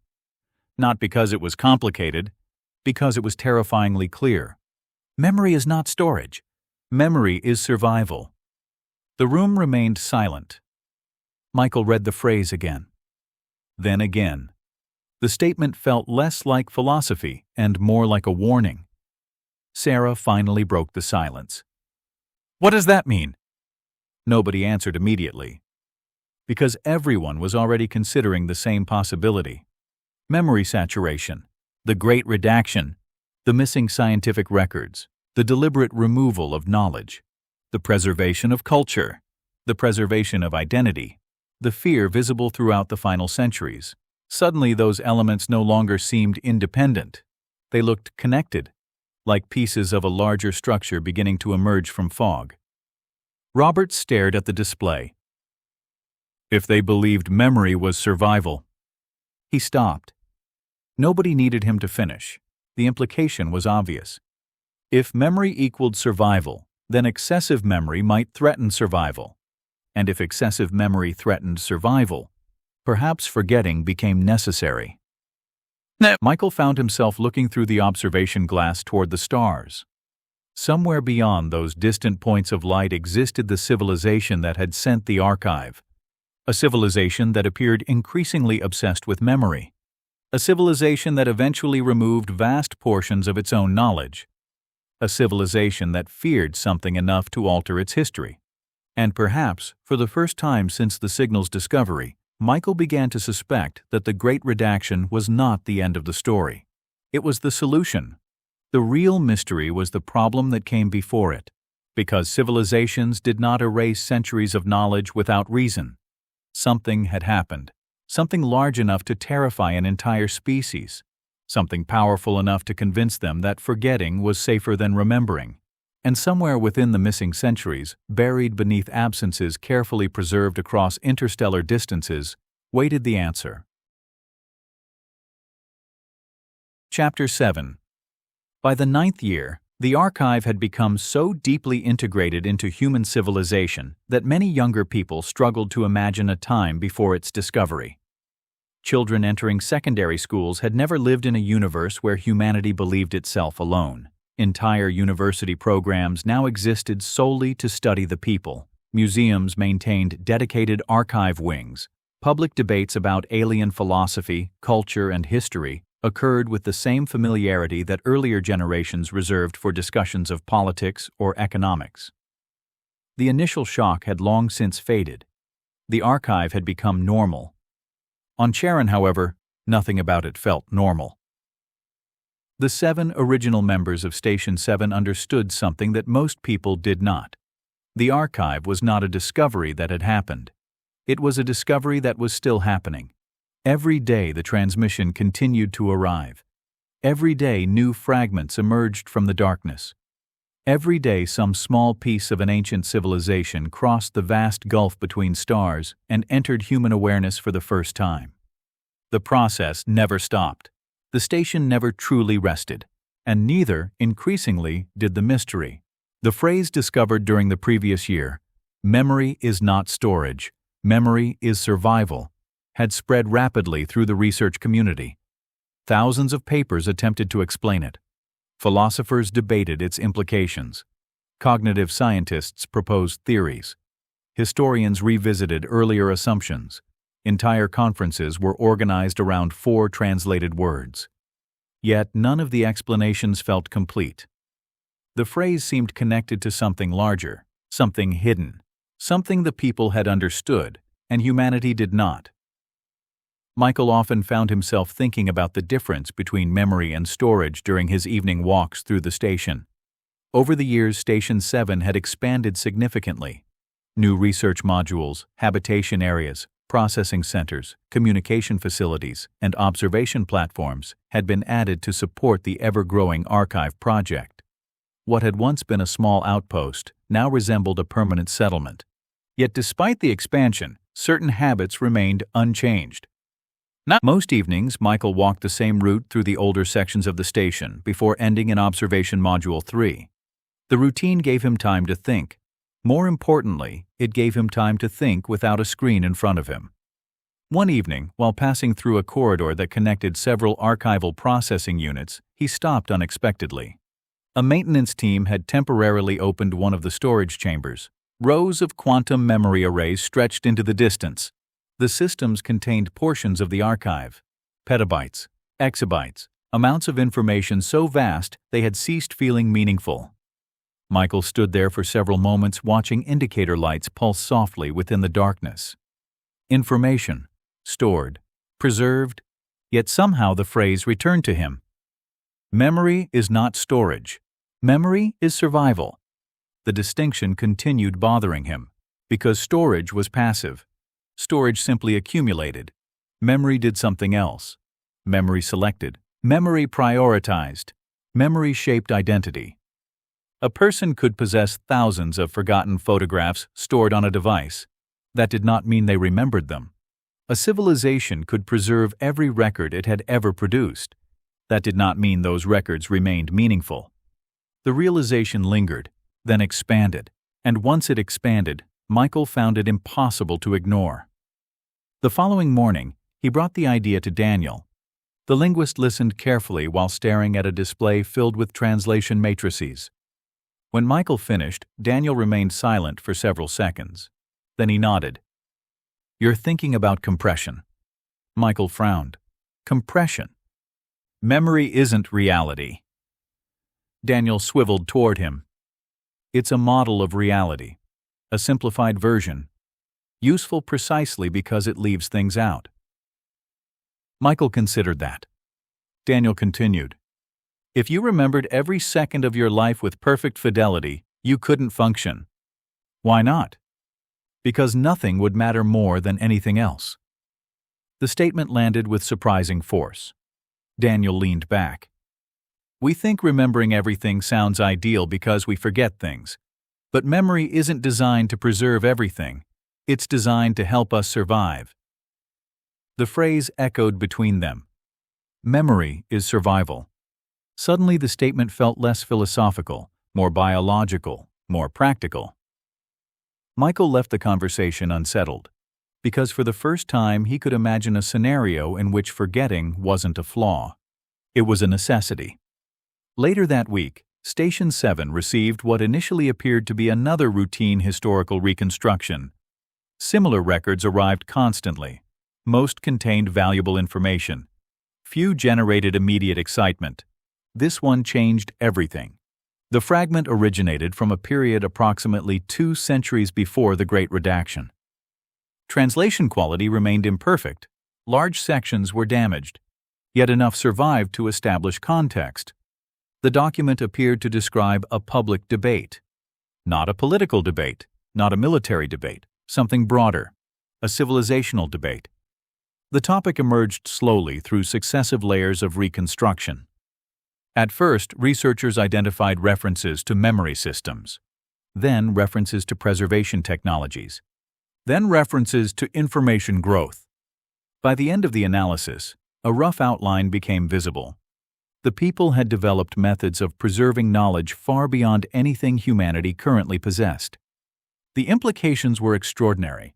Not because the technology itself survived, it hadn't. Most relevant technical details remained absent from the archive.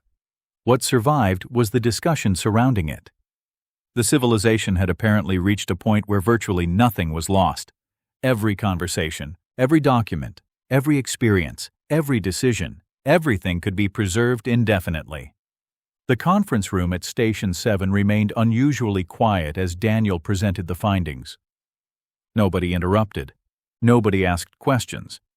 The implications arrived too quickly, too heavily. Sarah finally broke the silence. "They remembered everything?" Daniel shook his head.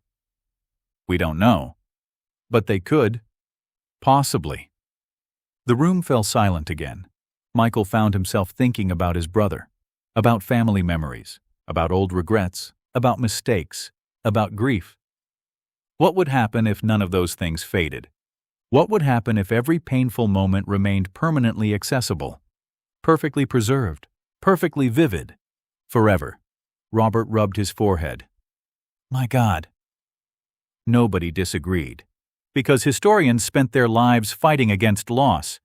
Yet suddenly loss appeared to possess value. The discussion continued late into the evening. Questions multiplied faster than answers. Would perfect memory improve society? Destroy it? Would individuals remain psychologically healthy? Would civilizations? Could forgiveness exist without forgetting? Could growth? Could identity? The conversation drifted into philosophy, then psychology, then history. Eventually, exhaustion forced everyone to stop. The problem remained. The following months brought additional fragments. Each added new pieces. None provided complete explanations. Yet a pattern gradually emerged. The people appeared increasingly divided during their final centuries. Not politically, not economically, philosophically. One group advocated preservation, maximum preservation, complete preservation. The belief that every experience, every discovery, every memory possessed intrinsic value. Another group argued the opposite, not for ignorance, not for destruction, for limits, for selection, for forgetting. At first, the disagreement appeared academic, then increasingly urgent, then deeply emotional. By the end of the century, references to the debate appeared everywhere. Educational systems, art, literature, personal journals, public discourse. The civilization seemed obsessed with the question. What should be remembered? The question felt strangely familiar, because humanity had spent years asking the same thing about the archive. One evening, Robert appeared at Michael's quarters carrying several reconstructed journal excerpts. The historian looked exhausted, older. The years were becoming visible on all of them now. 9 years on Charon left marks, not dramatic ones, subtle ones, a slowing here, a hesitation there, an awareness of passing time.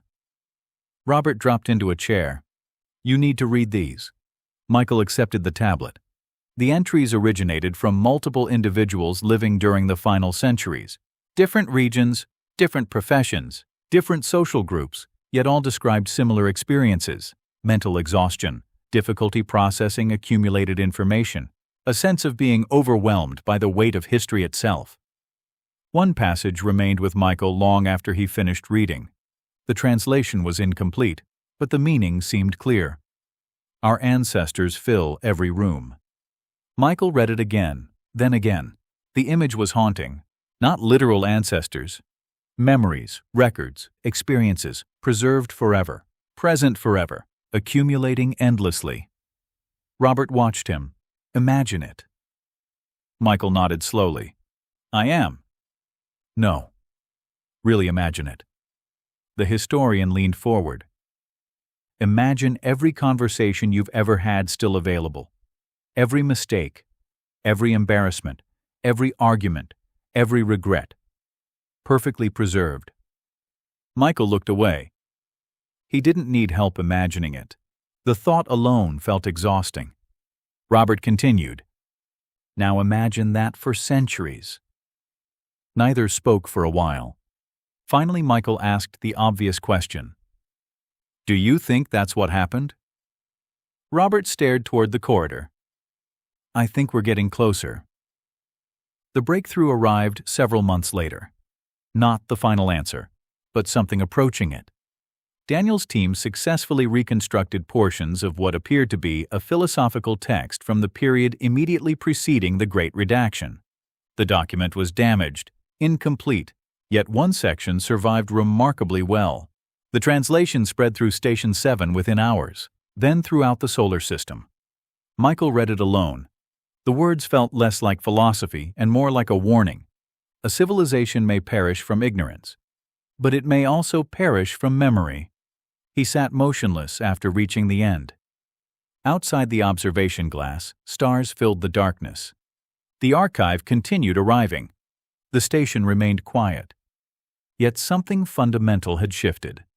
For years they had assumed the Great Redaction concealed a tragedy, a war, a disaster, a collapse. Now another possibility emerged. What if the tragedy wasn't something that happened to the people? What if it was something they created? Not a weapon, not a machine, a system, a way of preserving knowledge so successful that it eventually became unsustainable. Michael found himself looking toward the stars where the archive had begun its journey. Somewhere out there, an entire civilization had confronted a problem unlike any humanity had ever faced. Not the loss of information, the abundance of it, not forgetting, remembering.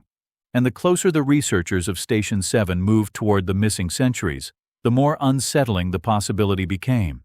Perhaps the Great Redaction had never been about hiding the past. Perhaps it had been about surviving it.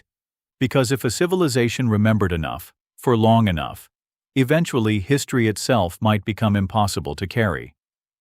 And if that happened, forgetting might cease being a weakness. It might become the most important technology a civilization ever invents. Chapter 8. The 10th year began with snow. Not real snow, of course. Charon possessed no atmosphere capable of producing weather, and nothing resembling clouds had ever drifted across its frozen horizons. The snow appeared inside the station, projected by one of the environmental systems during a holiday gathering organized by a group of newly arrived researchers from Earth. Tiny white flakes floated gently through the central commons, dissolving before they touched the floor. Children would have immediately recognized the illusion. Adults recognized it as something else entirely, an attempt to make a distant place feel familiar. Michael stood at the edge of the gathering and watched the artificial snowfall drift through the air while conversations echoed around him. The station had changed enormously over the previous decade. Hundreds of people now passed through Station 7 each year. New facilities extended far beyond the original habitat modules. Research divisions occupied entire sectors. Communication arrays stretched across kilometers of Charon's frozen surface. What had once been an isolated outpost now functioned as the primary center for the most important scientific project in human history. Yet the original 7 remained. Not because anyone had planned it, not because anyone had ordered it, simply because none of them had ever quite found the right moment to leave. The archive had become the defining work of their lives. And perhaps, Michael sometimes suspected, the defining relationship of their lives as well. He watched Robert arguing amiably with a younger historian near one of the projection systems. Sarah was speaking with several visiting physicians. Wei was helping troubleshoot a communications display that had failed at precisely the wrong moment. Marta was almost certainly working despite being officially off duty. Daniel sat quietly at a nearby table listening to 3 conversations simultaneously, a habit he had developed years earlier. Ellen stood near one of the observation windows looking out toward Pluto. The station felt alive, more alive than it ever had. Yet beneath the activity, a quiet unease had been growing for months. The closer researchers approached the final centuries of the archive, the more troubling the picture became. The people had not simply struggled with information overload, they had become obsessed with it. References appeared everywhere now, in journals, in educational materials, in political discussions, in artistic works, in philosophical debates. Across every layer of society, evidence pointed toward a civilization wrestling with the consequences of near-perfect preservation. At first, the problem had sounded almost absurd. Humanity had spent thousands of years losing information. Entire libraries vanished, languages disappeared, historical records decayed, knowledge slipped away generation after generation. Forgetting seemed like the natural state of civilization. The people appeared to have solved that problem. Then something went wrong. The realization reminded Michael of a story he once heard from an engineer during the early years of his career. The engineer had explained that every solution eventually created new problems. Success merely changed the nature of failure. Humanity developed refrigeration and then worried about energy consumption. Developed communication networks and then worried about misinformation. Developed artificial intelligence and then worried about dependency. Perhaps memory followed the same pattern. Perhaps forgetting had always served a purpose. Several weeks after the holiday gathering, Daniel's team completed one of the most significant translations in the history of the project. The document arrived from a heavily fragmented region associated with the decades immediately preceding the Great Redaction. Reconstruction required nearly 4 months of continuous work. Hundreds of researchers participated, Multiple AI systems contributed. Confidence ratings remained imperfect, yet the central argument survived. And once translated, it spread through the station with astonishing speed. The text appeared to be a public address delivered by a philosopher, educator, or civic leader. The exact identity remained unclear. What survived was the message.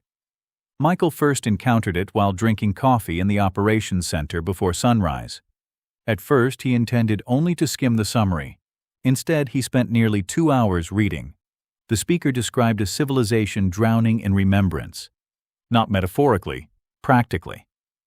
Every generation inherited the accumulated memories of countless previous generations. Historical records expanded faster than individuals could process them. Educational systems grew increasingly burdened by information preservation requirements. Cultural institutions became devoted not to creating new meaning, but to maintaining old meaning. The civilization's relationship with its past gradually shifted from stewardship to obligation. One translated passage struck Michael particularly hard. The dead no longer leave. He reread the sentence several times. Simple, elegant, terrifying. The speaker elaborated further. For most of history, death carried a certain finality. Memories survived imperfectly. Stories faded. Details disappeared. Individuals remained important without remaining present. The people had changed that. Their preservation technologies became so sophisticated that entire lives could remain accessible indefinitely. Not merely biographies, experiences, perspectives, conversations, decisions, thought patterns. The boundaries remained unclear because the relevant technical records had largely vanished, but enough survived to suggest something extraordinary. The civilization had preserved far more than information. They had preserved people. When Michael reached that conclusion, he sat back slowly. Outside the station, Charon remained silent. Inside, the implications echoed loudly enough to drown out everything else. Later that day, the original crew gathered in one of the older conference rooms. Over the years, it had become their preferred location for difficult conversations. The room lacked the sophistication of newer facilities, but familiarity carried its own advantages. Nobody spoke immediately. The translated address floated above the center of the table. Sarah finally broke the silence. They uploaded themselves. Daniel nodded cautiously. Possibly. That's a very careful answer. We don't know enough yet. But you think it's possible? Daniel folded his hands. I think some form of persistent cognitive preservation existed. Robert laughed softly. That's the most Daniel sentence ever spoken.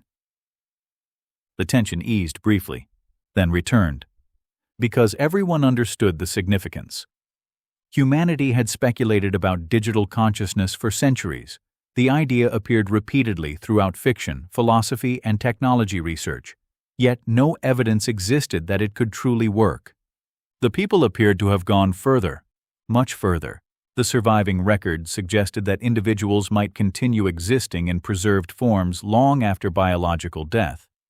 Not as memories, as participants, as contributors, as voices within society. The room remained quiet. Eventually Ellen spoke. If that's true, then every generation would inherit everyone. Nobody responded, because the statement captured the problem perfectly. Every generation would inherit everyone, the wisdom, the experience, the achievements, the mistakes, the grudges, the fears, the arguments, the unresolved conflicts, the accumulated emotional weight of centuries, forever. Michael suddenly thought about his brother. Thomas had been gone for nearly 2 years. He missed him, of course he did. Yet the grief had changed, softened, the sharp edges had worn away. Certain memories remained vivid. Others faded. New experiences gradually occupied space once dominated by loss. That process felt painful while it happened, necessary afterward. What would have happened if Thomas remained present, not remembered, present, still capable of speaking, still capable of participating, still capable of influencing decisions? The thought unsettled him more than he expected, because part of being human involved making room for the future, and making room required space. The following months produced a cascade of related discoveries. The pieces began fitting together. Not completely, not yet, but enough to reveal the outline of something enormous. The people had developed extraordinary memory technologies. Those technologies became integrated into nearly every aspect of civilization. The preservation systems expanded continuously. Generations accumulated, records multiplied, cultural memory deepened. Then, eventually something changed. The language of the surviving documents shifted.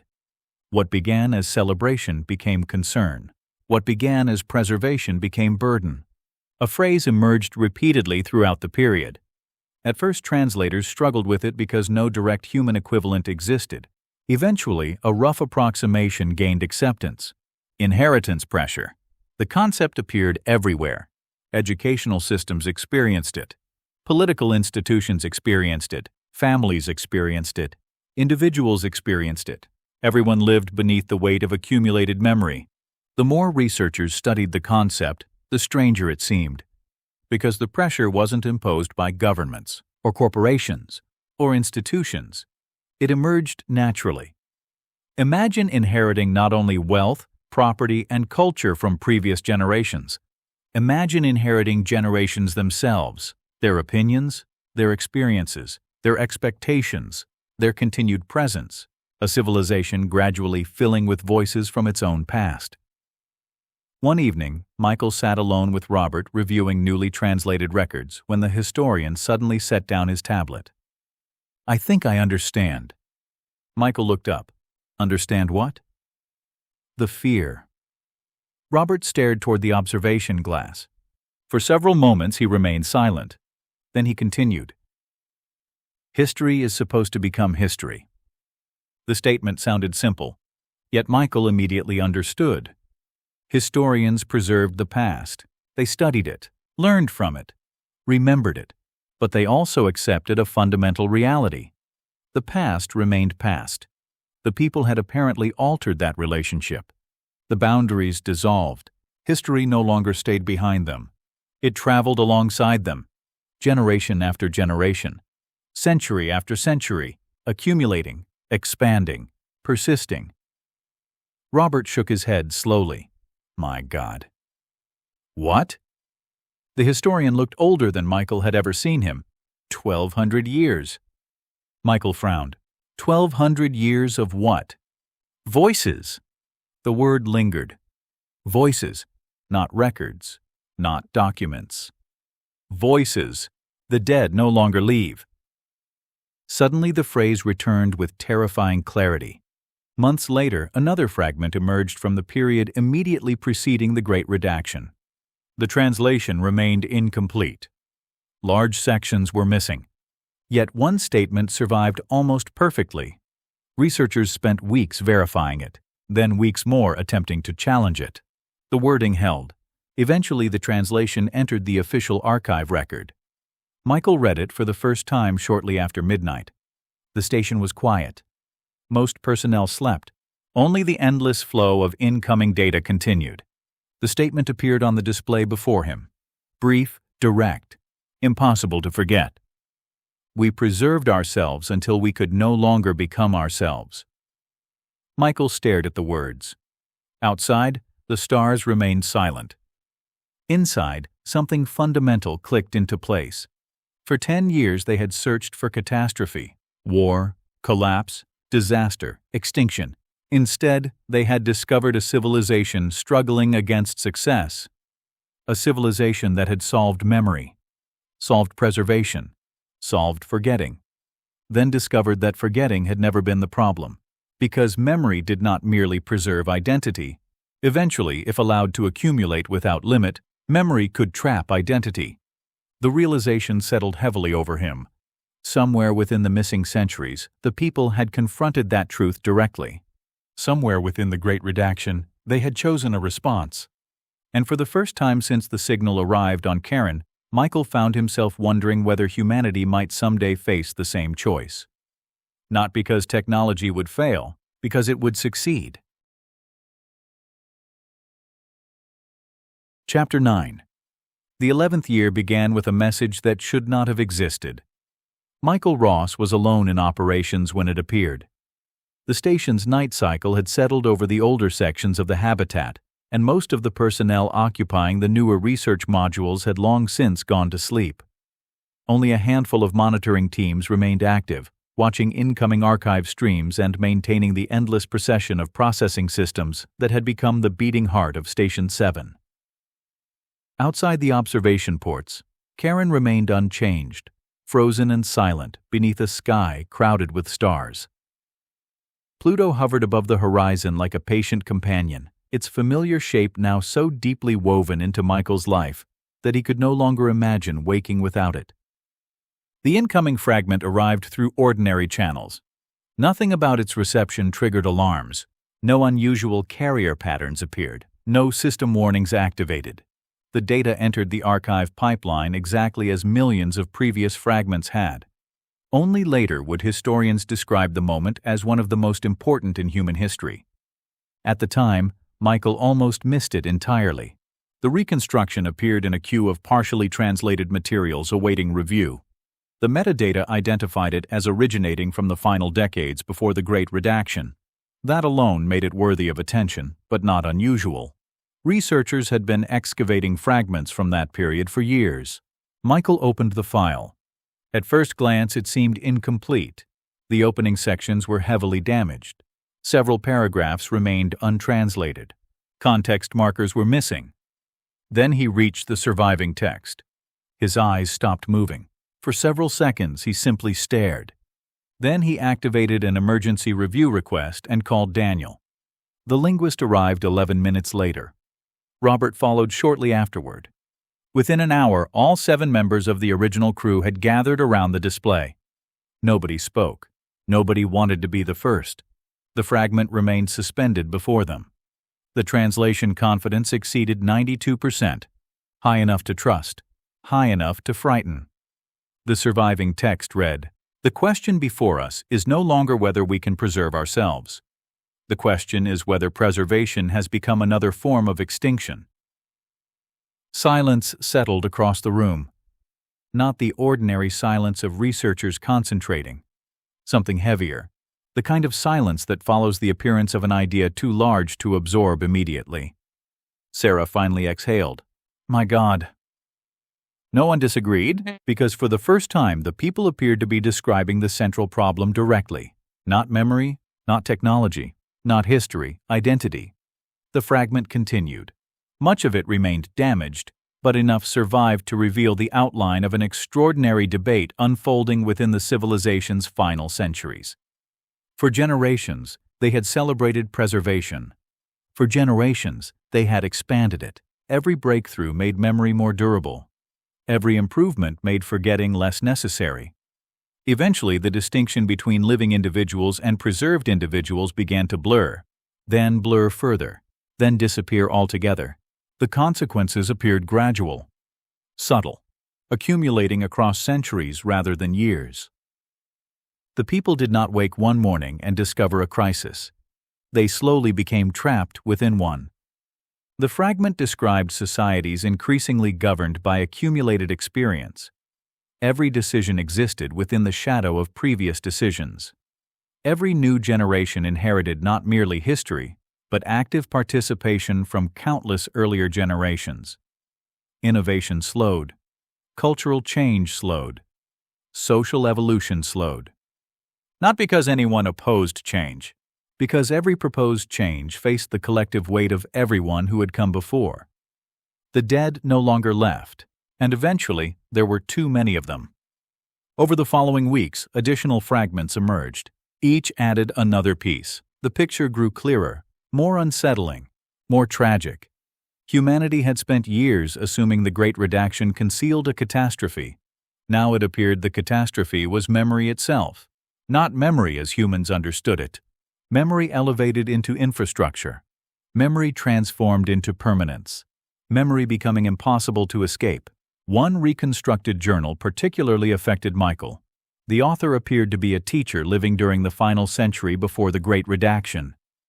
The surviving passages describe students struggling to imagine futures different from the past because every version of the past remained continuously present. Historical figures participated in educational systems. Ancestors influenced family decisions.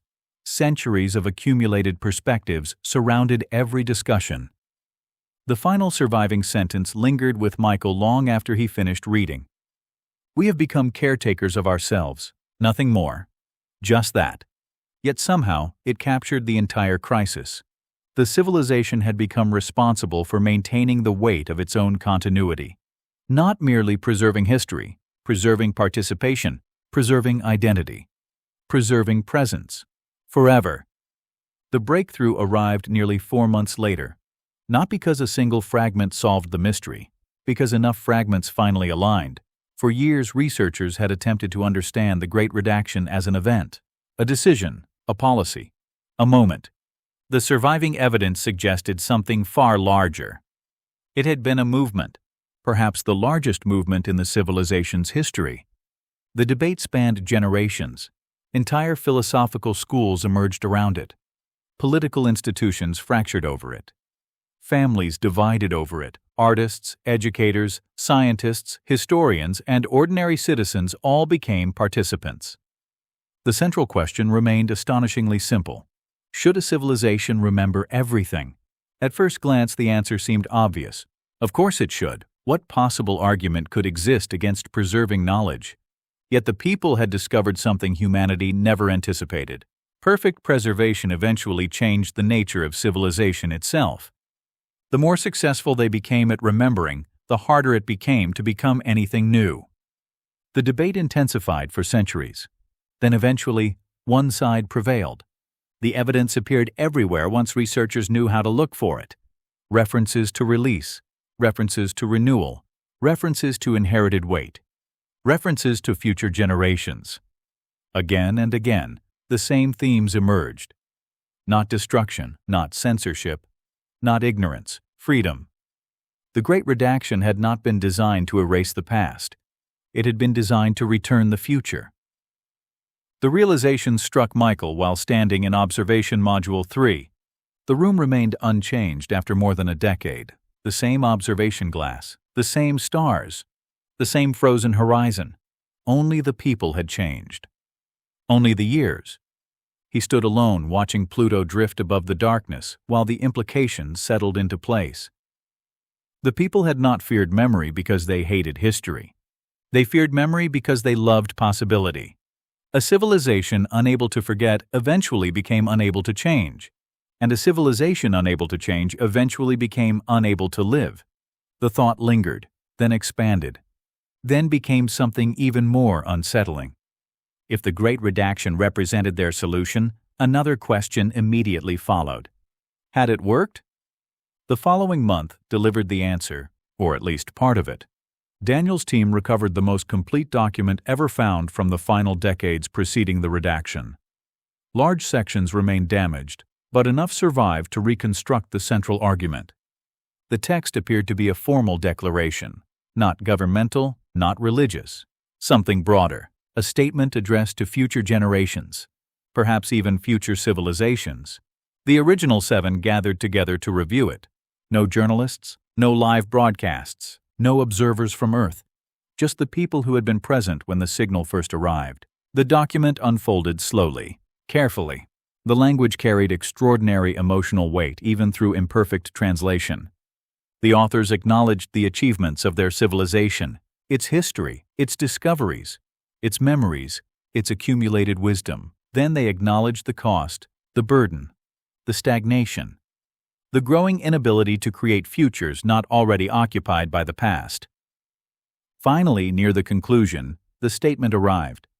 Michael would remember reading it for the rest of his life. We were not meant to carry forever. Nobody spoke afterward. Not immediately, because the sentence felt less like an observation and more like a confession. All civilizations dreamed of permanence. The people had achieved something close to it, then discovered that permanence carried consequences. The declaration continued. The surviving fragments described a deliberate effort to reduce accumulated memory, to limit preservation, to restore uncertainty, to create space for generations not yet born. Not because the past lacked value, Because the future required room. By the time the review ended, darkness had settled over the station. The original 7 remained seated around the conference table, older now, considerably older. 11 years had passed since the signal arrived. 11 years since 7 scientists gathered around an unexplained transmission emerging from the darkness between stars. None of them had expected to spend a decade pursuing a mystery. None had expected the mystery to become so personal.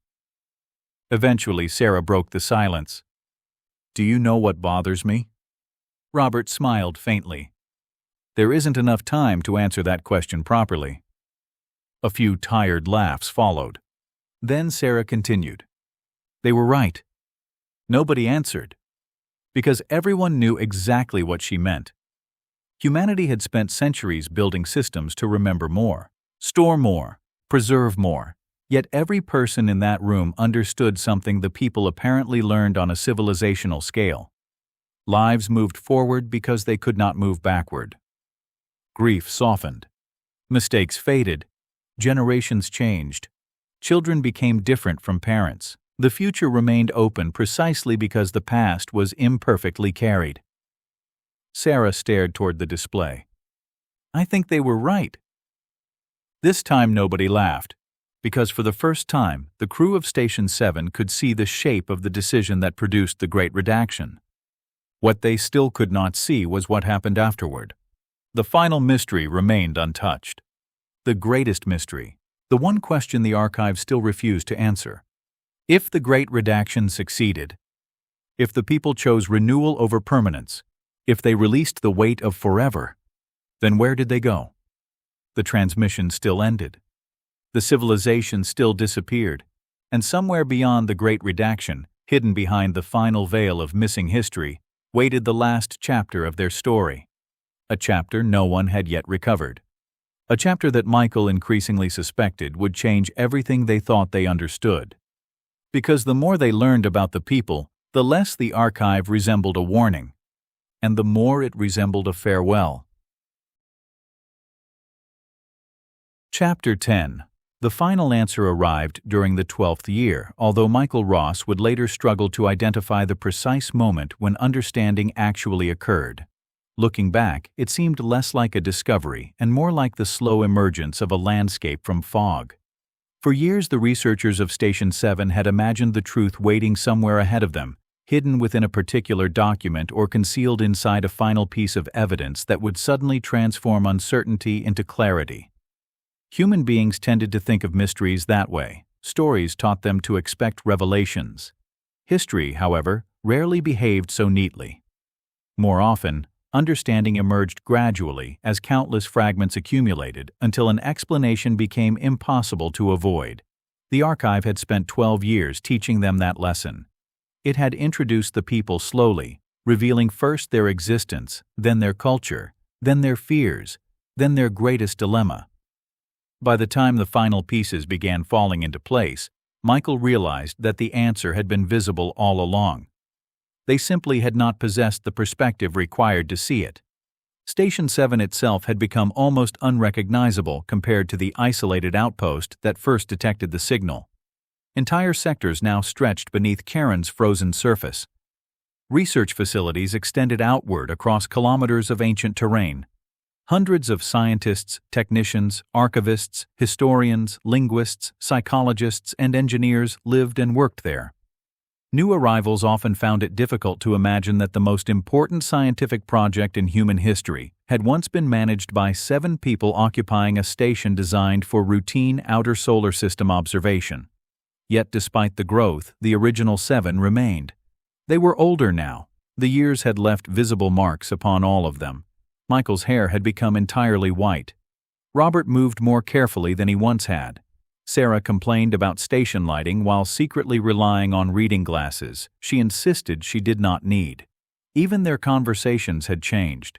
The urgency of discovery had softened into something deeper. Familiarity, friendship, shared history. They had spent more than a decade together at the edge of the solar system pursuing the memory of a civilization that no longer existed and in the process had become a kind of civilization themselves. The breakthrough began when a series of newly reconstructed records emerged from the decades immediately following the Great Redaction. For years, researchers assumed those periods had been lost forever. The surviving evidence was sparse, fragmented, and frustratingly incomplete. Yet advances in translation systems and reconstruction techniques gradually recovered enough material to reveal something astonishing. The people had not collapsed after the Great Redaction.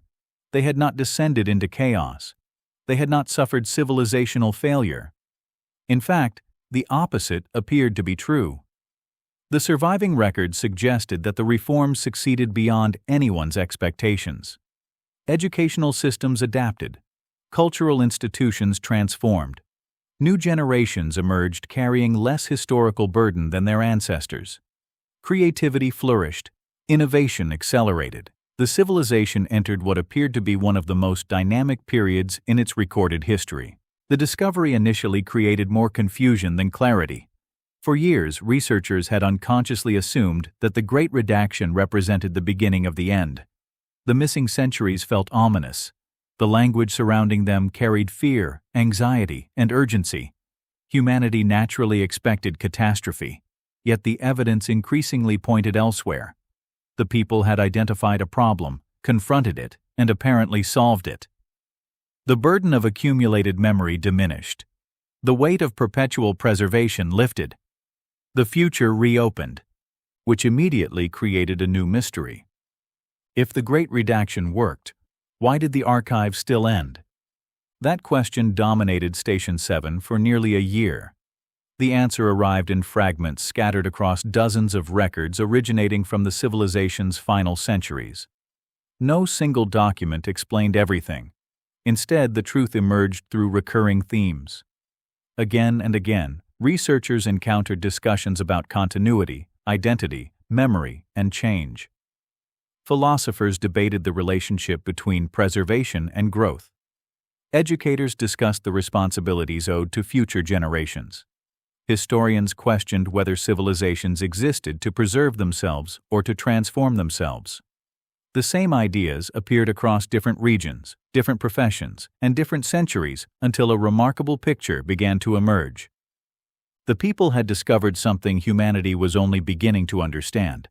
For thousands of years, they pursued preservation as the highest expression of survival. They built systems capable of remembering almost everything. They preserved experiences, knowledge, relationships, perspectives, and eventually portions of themselves. The achievement was extraordinary. Yet over time, they realized that survival and preservation were not the same thing. A preserved thing could remain unchanged indefinitely. A living thing could not. Living things grew, adapted, evolved, became something new. The distinction seemed simple when expressed that way. It changed everything. Michael sat with the others when Daniel finally presented the reconstructed statement that tied the entire mystery together. The room was quiet, not because anyone expected a revelation, but because 12 years of investigation had taught them patience. The document itself appeared unremarkable at first. Portions remained damaged. Several sections carried low confidence ratings. Yet the central argument survived with remarkable clarity. The authors described a realization that emerged after the Great Redaction. Their civilization had spent millennia trying to preserve itself. In doing so, they had gradually confused memory with life. The goal had never been to remain unchanged forever. The goal had always been to continue. Not continue as they were. Continue. The distinction echoed through the surviving text. Generations inherited from their ancestors, then modified what they inherited, then passed something new forward. Every civilization functioned this way. Every culture, every family. The process required both remembrance and release. Too little memory and identity vanished. Too much memory and identity became trapped. The future required inheritance. It also required space. When Michael reached the final translated section, he felt something unexpected. Not excitement. Not triumph. Relief. For 12 years they had searched for evidence of extinction. Instead, they discovered acceptance. The final statement described the archive itself, and in doing so transformed everything humanity believed about the transmission. The archive was not a preservation system. It was not an attempt to escape death. It was not a strategy for achieving immortality. It was not even intended to represent the civilization that sent it. It was a farewell. The civilization that created the archive understood that its descendants would eventually become something different. That transformation was not a tragedy. It was the natural consequence of life. Future generations would inherit their history, but they would not remain bound by it forever. The archive existed because the people wanted to remember who they had been before they became something else. They created a monument not for themselves, but for the past they were preparing to leave behind.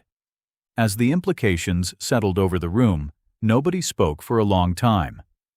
Outside the station, Charon continued its endless orbit around Pluto. The stars remained fixed in the darkness. The signal continued arriving exactly as it had on the night of its discovery. Yet something fundamental had changed. For the first time, Michael understood the emotional heart of the archive. Humanity had spent 12 years studying it as a record of loss. It was actually a record of growth. The people had not vanished. They had continued. Their descendants likely still existed somewhere beneath distant stars, changed by centuries of history, just as humanity had been changed by its own. Perhaps they no longer remembered the archive. Perhaps they no longer thought of themselves as the same civilization that created it. Perhaps that was precisely the point. Late that night, after the others had departed, Michael returned to Observation Module 3 for what felt like the 1,000th time. The room had accompanied every stage of the journey. He had stood there when the signal first appeared. He had stood there while the mystery deepened. He had stood there during moments of doubt, wonder, grief, and discovery. Now, 12 years later, he found himself looking once more across Charon's frozen landscape toward the distant stars. For a long time he simply watched. The universe felt no smaller than it had 12 years earlier. If anything, it felt larger. Yet it also felt strangely more familiar. Humanity had always imagined first contact as the discovery of something radically other. Instead, the first civilization they encountered had ultimately taught them something profoundly recognizable. The people feared loss. They loved memory. They worried about future generations. They struggled to balance tradition and change. They debated what should be preserved and what should be released. In the end, they discovered the same truth every parent eventually learns, every teacher eventually learns, every civilization eventually learns. The purpose of inheritance is not replication. It is continuation. Michael thought about his brother. He thought about his daughter. He thought about the friendships that had formed within Station 7. He thought about the countless lives preserved within the archive. None of them survived unchanged. None of them remained exactly as they once were. Yet something endured nonetheless. Not permanence. Not immortality. Continuity. The archive continued arriving behind him, carrying memories across unimaginable distances. Somewhere far beyond human reach, another civilization had entrusted those memories to the stars. Not because they feared being forgotten, but because they understood that remembering and moving forward were not opposites. They were partners. The realization felt unexpectedly hopeful. For 12 years, humanity searched for the fate of the people. In the end, the answer was beautifully simple. Nothing happened to them. They lived. They changed. They became something new. And by sharing their story, they left behind a gift more valuable than any technology or scientific discovery. They left behind the reminder that the purpose of history is not to preserve the past forever. The purpose of history is to help the future begin. Beyond the observation glass, the stars shone silently across the darkness between worlds. Michael watched them for a long time before finally turning away. The mystery that had defined 12 years of his life was over. The archive remained. The friendships remained. The future remained. And somewhere among those distant lights, a civilization that once feared memory had found the courage to let go.